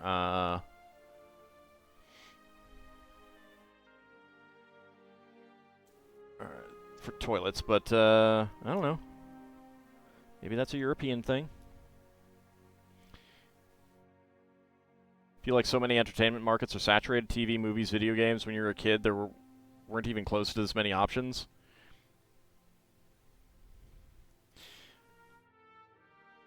Yeah, I'm not sure if I would call some of those saturated, but I think to a certain extent, like, I think fragmented for some of those is a better thing. Like, I think it's an interesting technic piece to use as the toilet roll. I like that, and also proves that it's over rather than under. Although you could do under by doing that, but why would you? It's wrong. It's over. Like, I don't think that TV and movies are saturated.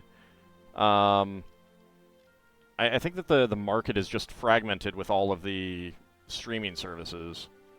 And I mean, I guess with all the kind of crappy movies that are low-budget things, but I don't know. It's a little bit more complex, I think. Alright, so there's that. Yeah, maybe balkanized. Alright, get a table made here. Brown 1x2 plates.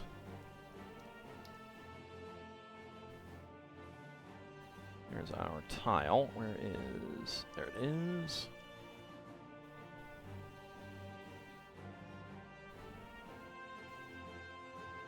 We have an amoeba right there. Or some other form of cell.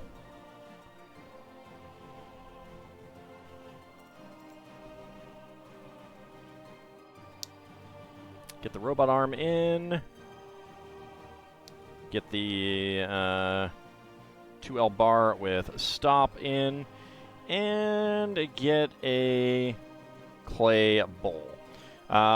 Which I believe these clay bowls first showed up in the... I mean, not the part, but the color. In the dark orange. In the Potter minifig from that recent minifig series. So many options, including international things that would never have been available in the VHS era. Yeah, but there's also, like,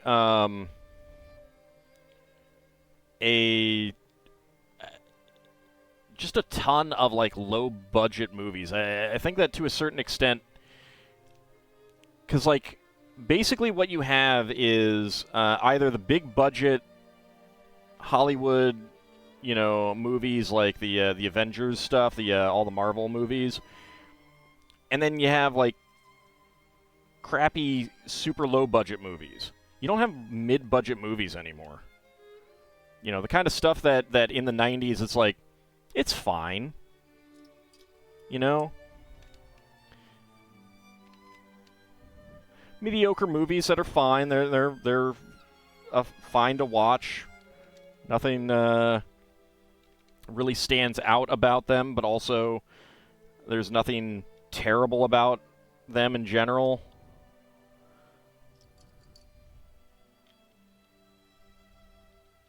Like, that kind of movie niche is just non-existent these days, I think. The kind of stuff that was opening every week in the 90s.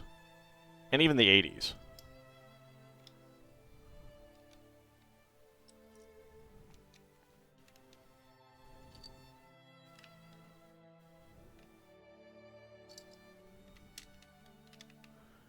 Alright, another 1x1. Right there.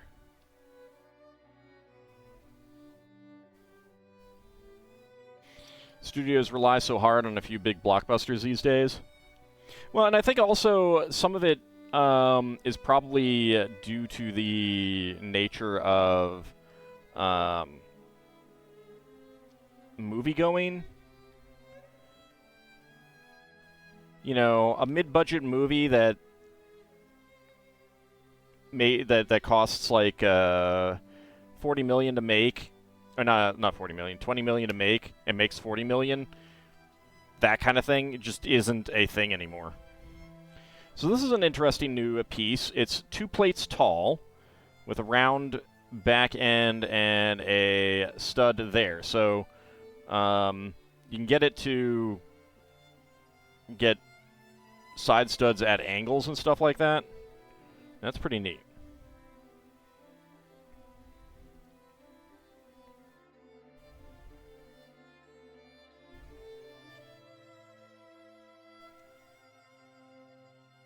Like, I think if theater going was as robust today as it was in the 80s and 90s, I think you could still have those movies. But I'm not sure how they work on streaming services.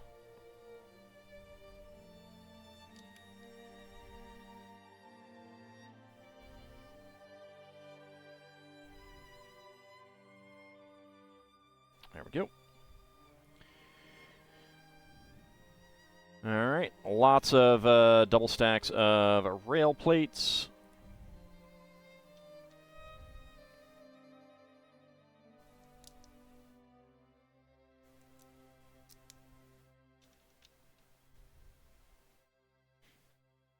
Like, it was a big thing. You knew, like, what was opening most weekends back in the 80s and 90s, and today, I don't know what movies open today. I got no idea.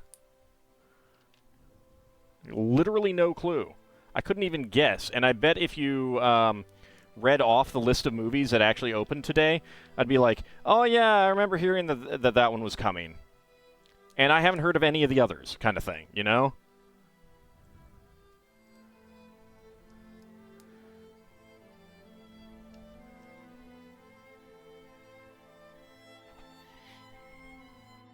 I don't know what would be necessary to make the theater experience better.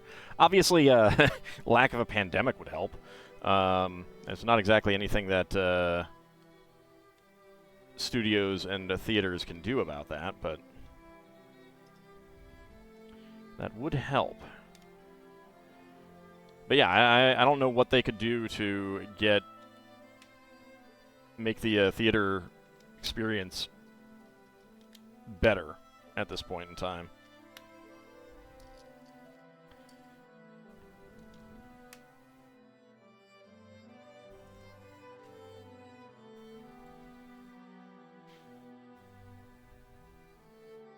There we go.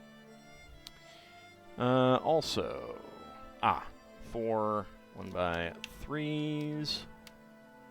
There we go.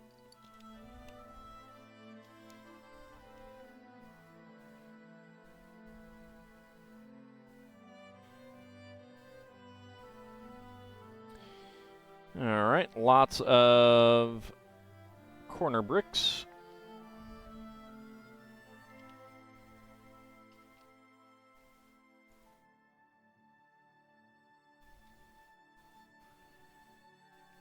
There we go. And 1x1 corner panels. Right. Oops. Right there, and right there. To be fair, the reason you've been going less and less to the movies is there are so few movies you want to see. Yeah, like, that's part of it. But there is a real element of mostly those movies are going to come out not very long from now on streaming. And it's a lot easier to watch there, kind of thing. That's part of it for a lot of people, at least. Alright, let's see. Oops. Don't know if it matters, but in case it does, get that there.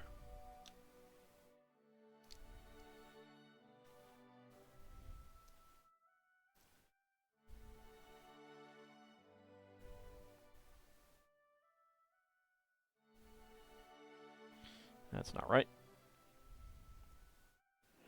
There we go.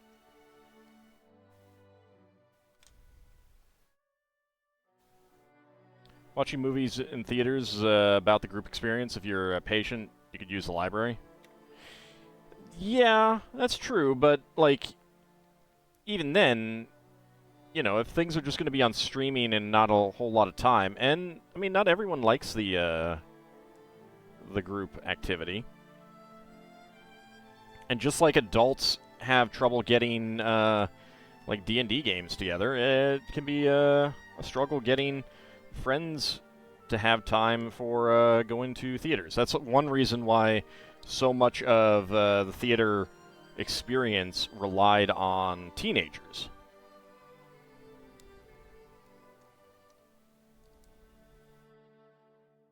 Because they have a lot of free time. All right, flip that over and get a 3x3 tile there. 3x3 cylinder tile. Howdy, Mad Martin. How's it going? You don't usually feel like paying 60 plus bucks for just a basic movie theater experience when 90% of the time people are talking or on their phones?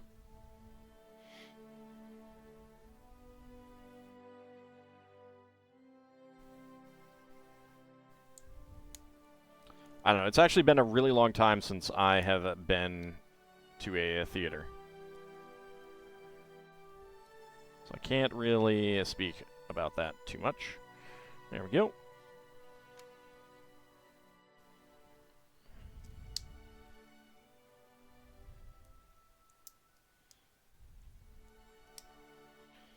There we go. And there we go. All right. And these go right here. Something's got to fit in there. Like a stud or something. Naturally, you blame me for the decline in your movie theater experiences. That's fair. That's fair. Alright, so spare parts. We've got a beige 1x1 plate. Really? I feel like we'd gotten one of these before. Then again... No. No, actually we hadn't. Alright. 1x1 plate. A donut tile and a microbe tile. 1x1 cylinder tile with hollow stud in dark gray. In dark gray and white, 2 L bars with stop. There we go. Alright, let's see. Alright, let's do one more bag, and that will be a good stopping point, I think.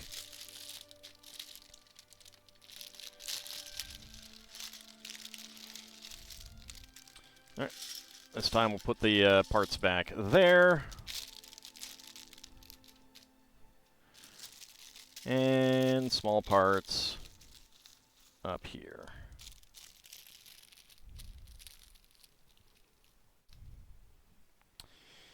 All right, let's see. 6 1x... Nope, get out of there. You're not supposed to be in there. 6 1x6 bricks. There. There, and there. There, and there. Alright. 2 1x4s. 3 1x1s.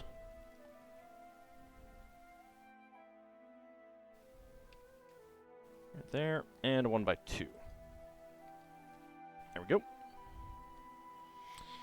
Just looked this setup on the LEGO website. This one is pretty awesome. Yeah, I'm pretty excited to see it complete. I am looking forward to it. And I have been since it was announced, even before I got to see it.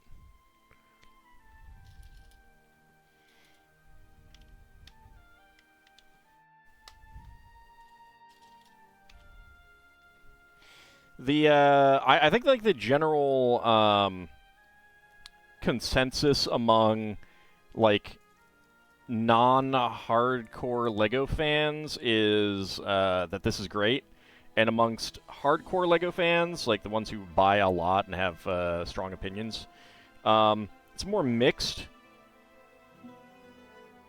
But those people are also crazy, so you know. You like the floor plan already? Yeah, it's pretty nice. The set is modular. Could you put it next to your Hogwarts set?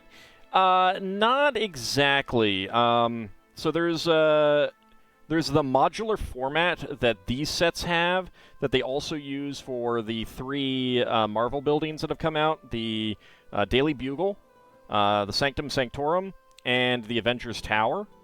And then, so they can all fit together. And the key part is the base plate on the bottom, which is half a plate thick.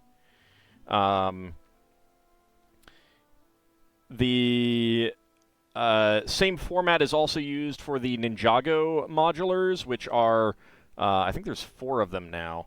The difference is that rather than having like a sidewalk like this, you have water. It's all like a canal city. So those, they can fit together, but they don't look right. The Harry Potter modular system is different in that it's modular in that you can put all the things together, but it's its own format. I have not built the Jazz Club. We did just finish the police station last week. So yeah, this goes with the police station. This goes with the corner garage that we also built, the bookshop that we also built, and the diner that we also built. All of those are the modular collection. They come out with one of them every year.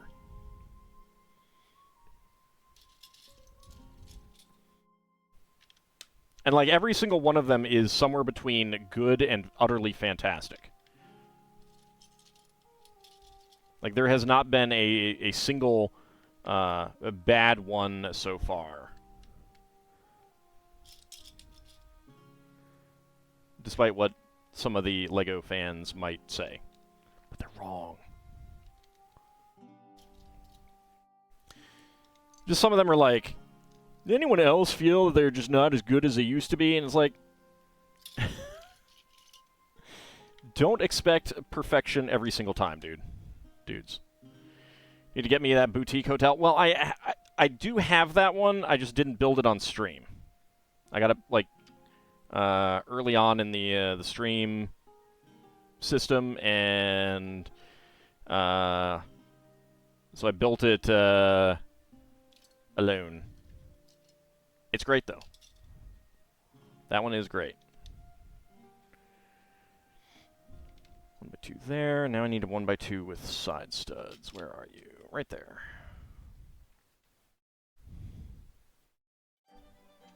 Like, the thing is if you actually... There's definitely some rose-colored glasses, because a lot of them will basically feel that they peaked with the second... literally the second one that came out. And I'm like, it's good. It's not great. Or... it's great, but not fantastic, or something like that. Whereas, like, the diner, that is gorgeous. You really like the corner garage, lots of little details in the architecture. Yeah, and, like, to a certain extent, that's got kind of a normal, you know, mid-century kind of design that's not, like, stand-out-ish. Like, it doesn't really stand out as like, Art Deco would or something like that. But it is great, and it does a great job with the details of what it wants to be. But yeah, like everyone, or not everyone, but this group of people just wants like 100% bangers every time. It's like, it doesn't happen. They're never going to be perfect every single time. One of the other complaints is, no, they don't fit together thematically. You know, like the corner garage next to the diner with two very different architectural styles, and like, they don't match. Have you guys never lived in cities before? Have you never been to a city? It's not as good as it used to be. The age I was when I discovered it. Every fan base ever. Yeah, and not just that, but there's other things. Who authorized my alone time Lego? You know, Carl seeing that in the system at HQ. It was early on. It was early on.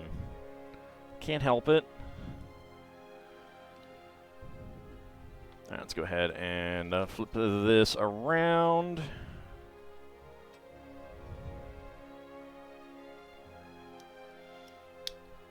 But yeah, like I want more styles. I want you know, I want some brutalist architecture. I want some modern architecture. Mid-century is great, but there's new stuff that looks good too.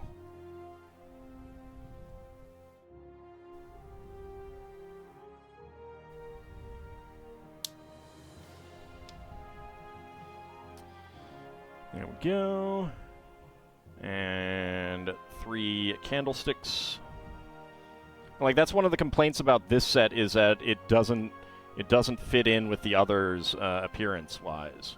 Color matching and stuff like that. And it's like, again, have you guys never been to a city?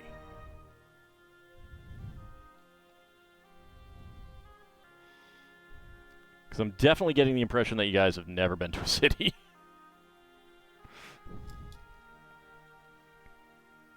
Goes to make the Soviet brutalist apartment block set? Yeah.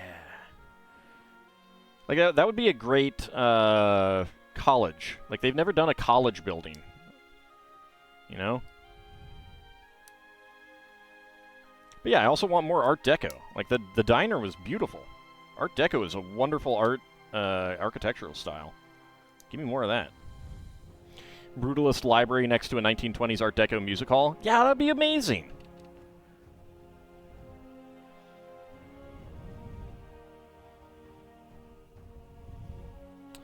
All right, and so there's the back of the museum as it stands.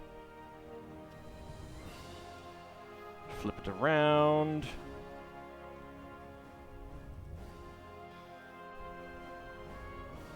Hey, it doesn't have to be gray.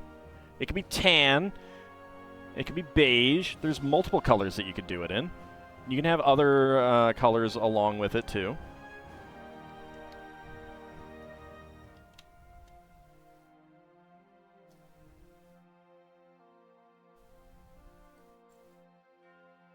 Two sixes here. Yep.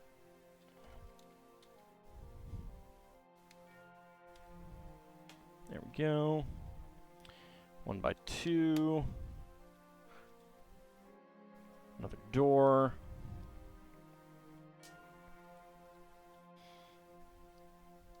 But yeah, I mean, like, and it doesn't even have to be the entire building. There's a hotel in LA, the Westin Bonaventure Hotel. You'll recognize it if you check it out and you've seen the movie In the Line of Fire. You'll recognize it from that. You'll recognize the top part as a set piece, like a setting. You know when you have a brief, like 1-2 second scene of a location to set, you know, like, okay, now we're going into that building kind of thing. Like the next scene is going to be in that building, that kind of thing. There's a term for it, and I'm blanking on what it is right now. That's used in the old Buck Rogers TV show for the future. But the base of that building is brutalist. It's all concrete. And the top part is just like this tall glass structure. So you could do something like that where you have like the base is brutalist and then the upper levels is something else and stuff like that. Like, yeah, an establishing shot. Like, there's lots of things that you could do like that.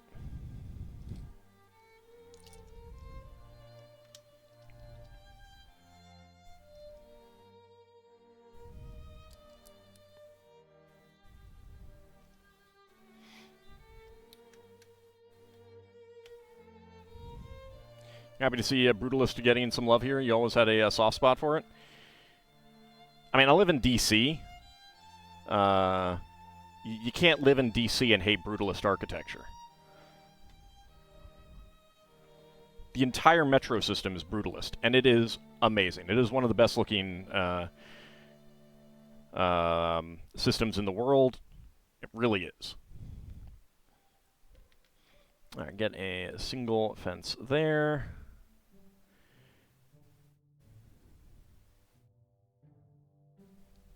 Get that there. And that there. And of course, the FBI building is Brutalist, and there are other Brutalist buildings too. So, yeah, like you don't look at it as like, oh yeah, there's something different about that. And that's why one of the big disappointments that I and a lot of other people had, that the Chinese restaurant in this year's Lunar New Year set wasn't a modular. Because again, like, it's not going to fit with all the others, but who cares? Again, that's how cities are. Nothing back there. All right. Okay, so spare parts. We got 1x1 cylinder plates in black and white with hollow studs, 1x1 cylinder plate with solid stud in beige, and 1x1 cylinder tile with top peg in black. Makes you feel like in some awesome 70s movie. Yeah, I mean, the Metro has issues, but all things considered, I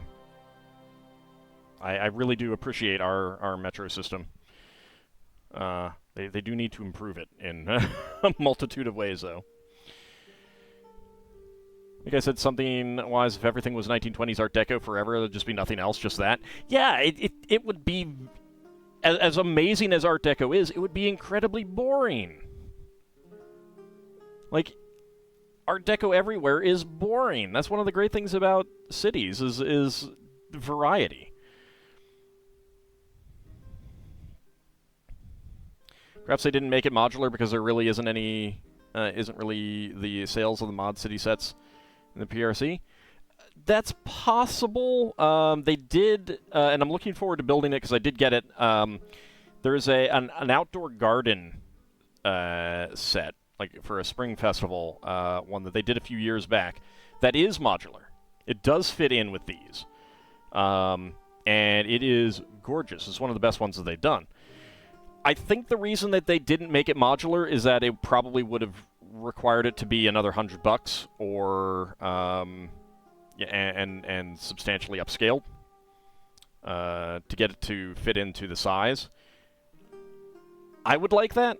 A lot of other people would like that. A lot of the fans of the Lego sets would like that. But for the younger people buying the set, that would put it kind of out of the price range. And I'm sure that was...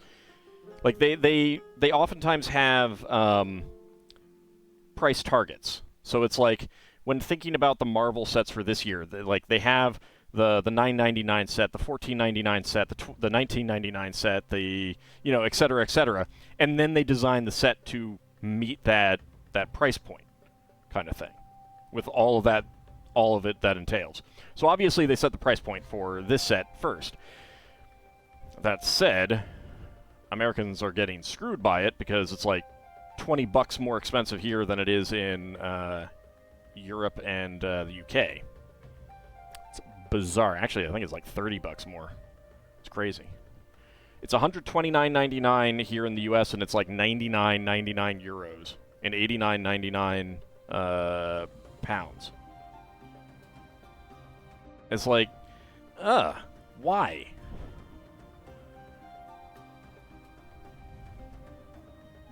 Europeans oppressing us again.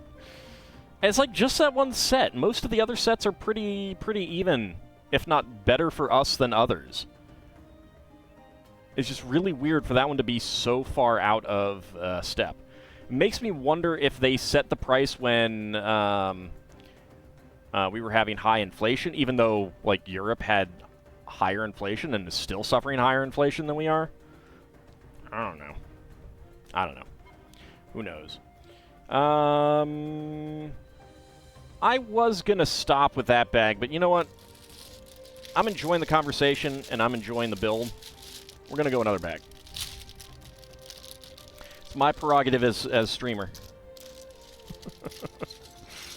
Oop, another bag in there. One more bag.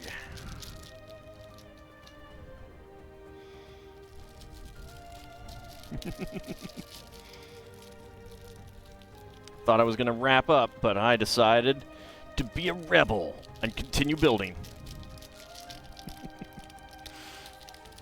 Get open, please. There we go. All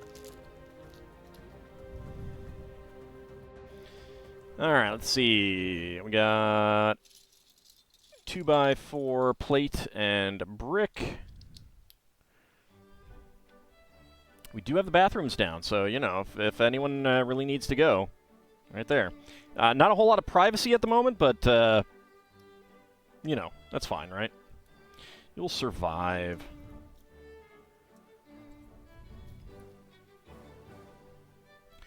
Let's see, black 1x1 tile with top clip. 1x3 with... I don't think it's there. 2 bars. No, I think it is up there. There it is. Yep. Wish my chair would stop creaking. Creaking? I can say the proper words. But yeah, there's still a lot of buildings that I would love to see them make for the architecture sets. And like that's the thing is they haven't done any like Chinatown style, other than that one garden area. They have not done any Chinatown style sets, and that's kind of a shame, you know? Get us a nice Chinese restaurant or Chinese market, you know? A hibachi restaurant or a sushi shop, that kind of thing. That'd be great. That'd be great. I would love that. And I'm definitely not the only person who's looking at that new the new Chinese restaurant and thinking, all right, make a modular version out of that. Let's see, we're getting clear 1x1 tiles.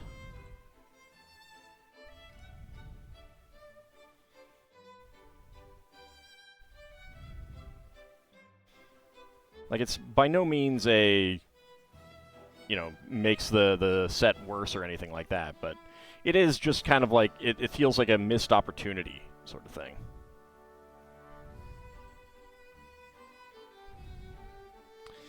The saber-toothed tiger skull is another prized artifact in the Natural History Collection. Did you know that their oversized canine teeth could measure up to 7.8 inches, 20 centimeters long? Howdy, Aroyaro. How's it going? There we go. So there we have our saber-toothed cat skull.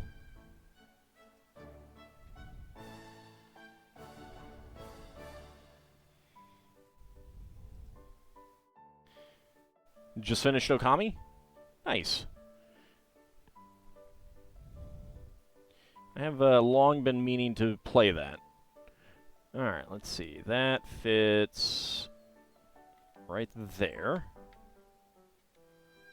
There we go. No, it doesn't.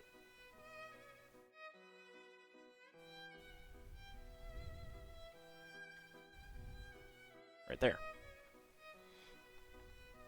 Is it? Nope. That's actually on these two studs. There we go. Alright. Yes, this is in fact Dino Poo. Fossilized dinosaur waste, coprolite. It can actually tell us a lot about a species' diet. The Brachiosaurus, for example, was strictly vegetarian. Ooh, well, we gotta make the Dino Poo.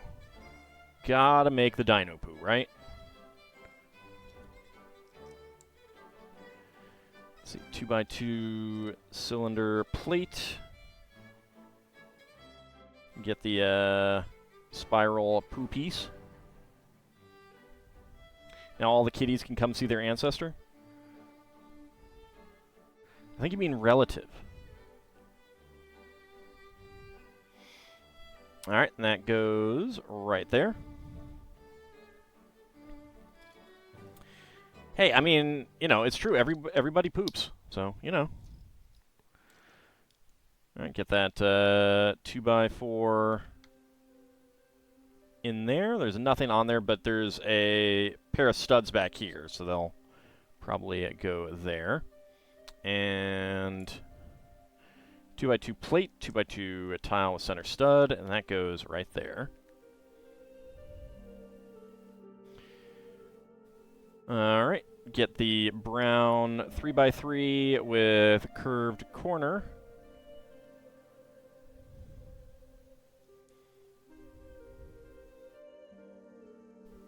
One by one tile slope.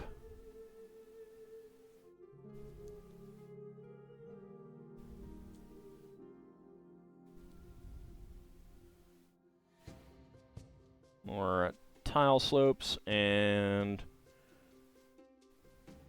another one right here. 1x1/4 cylinder tile and another 1x1 tile slope there. Brown 1x1 tile with top clip. There we go. And then a curled Indiana Jones whip. That goes like that. And there we go. That fits on the wall. Right there. Oops. That should be tiled over there as well. And we have an ammonite.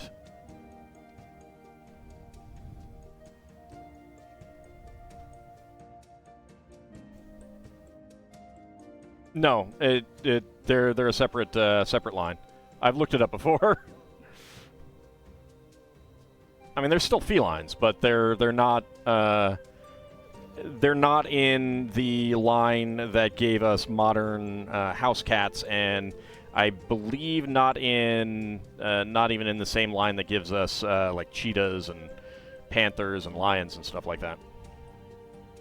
You always love the Natural History Museum field trip from school? Yeah, it's pretty nice.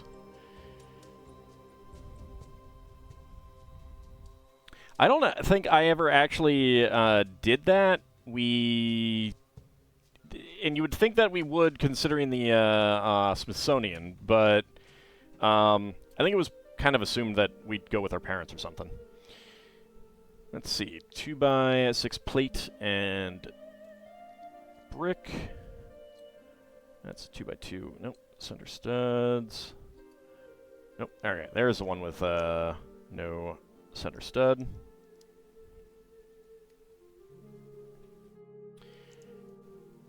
1x2 plates, tiles with center studs there. And then dark orange shorty bricks.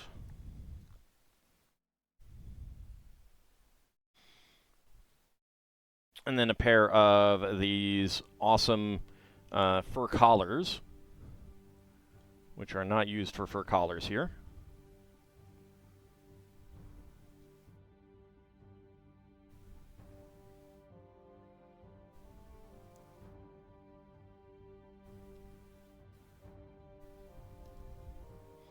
Kind of interesting. Kids from the area don't go to the Smithsonian. Kids from, like, Wyoming on a class trip spend 2 days there. Alright. Light lime green egg and a white egg. Let's get a couple dinosaur eggs there. What came first, the dinosaur or the egg? All we know is that every known species of dinosaur is believed to have reproduced by laying eggs.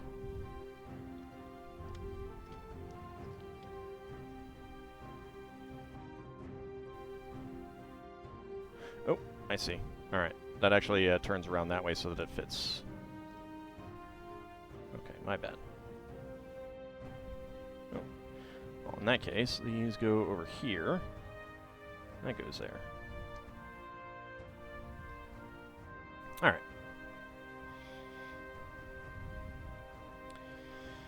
Alright, 2x6. 2x8, I'm sorry. 1x4 plate. 2x2 half tile there.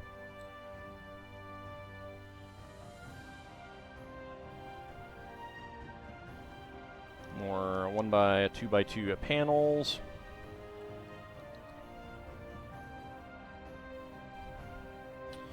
Alright, we get some sand green micro figures.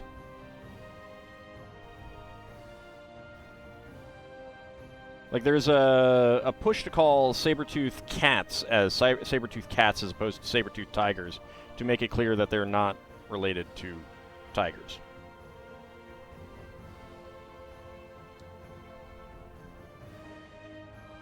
Get a couple of yellow cups on there. There we go.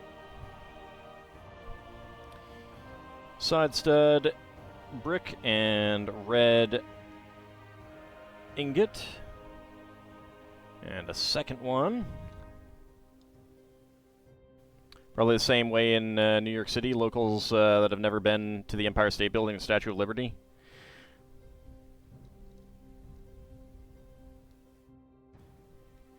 Yeah, I mean, when something is local, there's an element of, like, there's no pressure. I can go anytime, you know?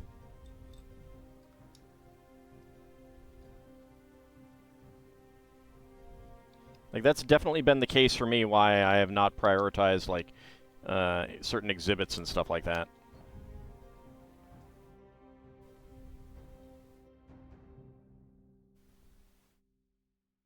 Okay, there we go. Then we get a little mug on there. A beige ingot.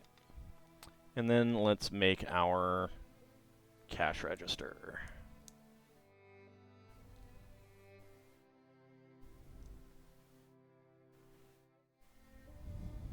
Clear 1x2 plate and 1x2 tile. There we go. So we have our front desk for the gift shop right here. There we go. And we can get our friendly lady ready to help anyone coming in to the museum. You've been to most of the local stuff you know of, maybe not every transitory exhibit at the museums. Yeah, I've been to most of the museums. Some of them are not, like, I haven't been to, like, all the art museums and stuff like that. I was never as much into art as I was science, so it's a big part of it.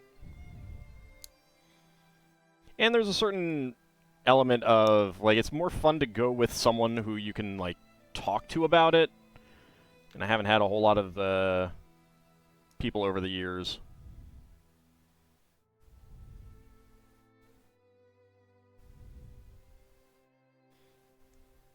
Well, I mean, if you go look, like, all you got to do is check Wikipedia and see what the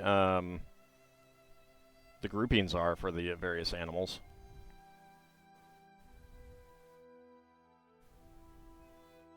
All right, there we go. Get our little volcano exhibit here. White 1x1 cylinder plate with hollow stud. And get some fire coming out of it.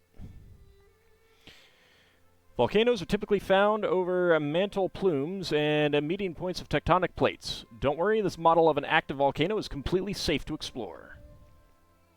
And it goes right there. Is it a baking soda volcano? It might be.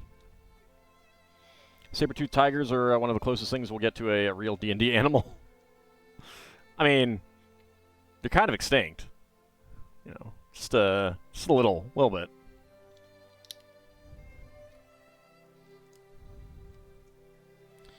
All right, we get our pumpkin.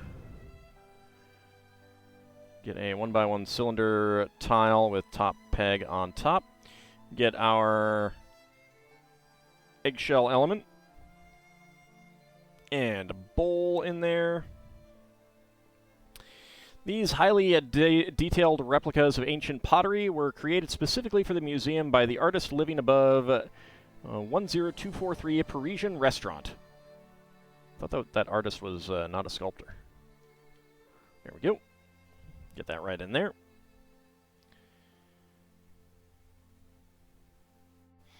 I actually didn't do that. I did a dam project. I was like, I'm not gonna do a baking soda volcano. I want to do something different. So I did something that was in the encyclopedia.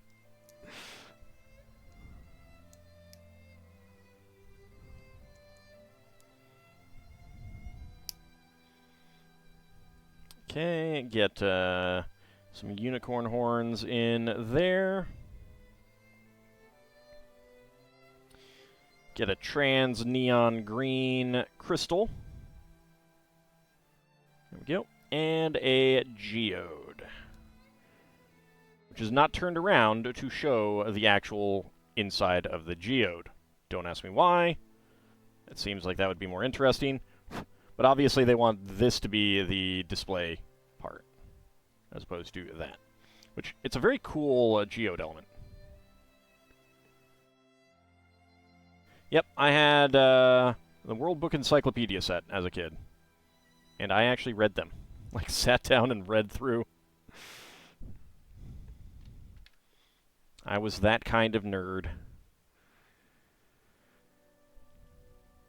Alright. That is... Oops, I never made the minifig. Let's go ahead and get him made. You like the shiny side more? You mean the gem side, the open geode? Me too.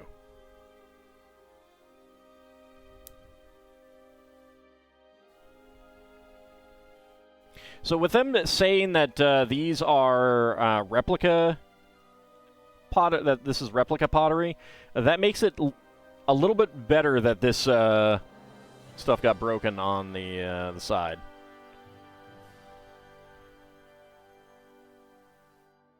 Yeah, the gem side is facing the window. That's what they wanted. It is a little weird.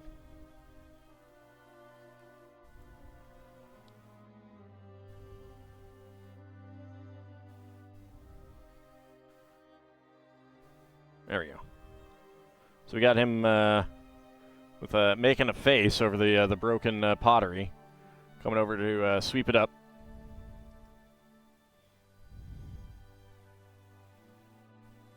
World Book was better. You had Britannica, too dense for kids to read. Yeah, it was really good. Massive number of volumes. Okay, yep, nothing back there. Alright, so spare parts. We got 1x1 tile slopes in brown and dark gray, a spare mug, spare poop, 1x1 cylinder tile with a top peg in tan, brown 1x1 quarter cylinder tile, black 1x1 cylinder plate with underbar, dark gray unicorn horn, white tooth horn element, trans orange flame feather, white 1x2 quarter cylinder tile. Where did we use that? Half cylinder tile. I feel like I might have missed where that got used. Let me double check. A sand green microfigure and a clear 1x1 plate. Alright, let's see. Did I miss this getting used?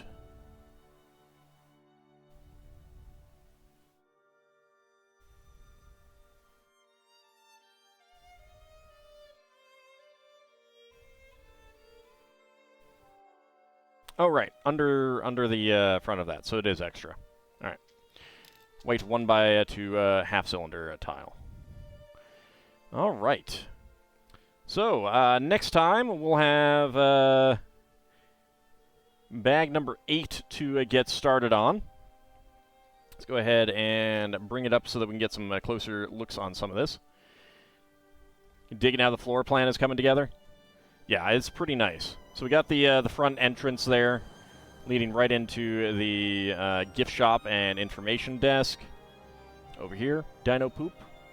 There's an ammonite, saber-tooth cat skull. Flip it around for some dino eggs. Then you come over here.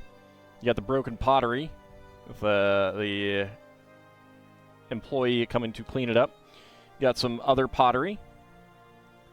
You got a volcano and some rocks, which turn around this way.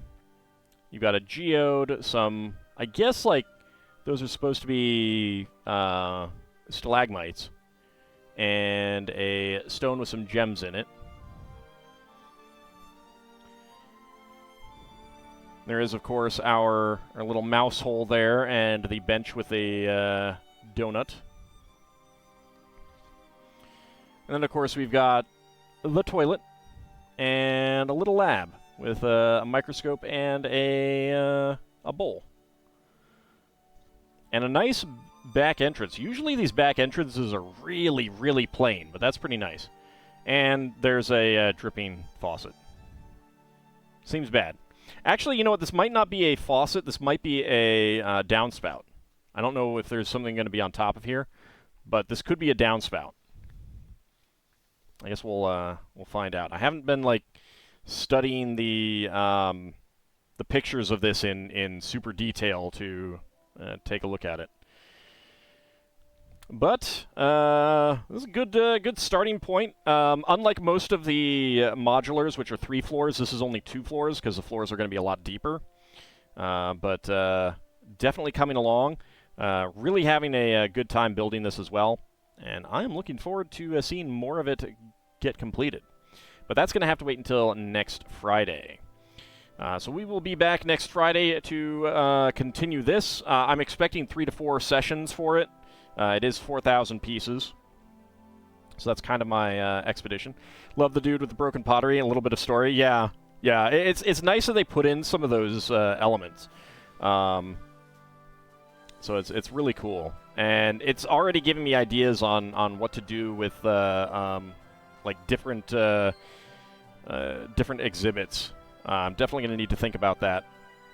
See what I can come up with and have as little, like...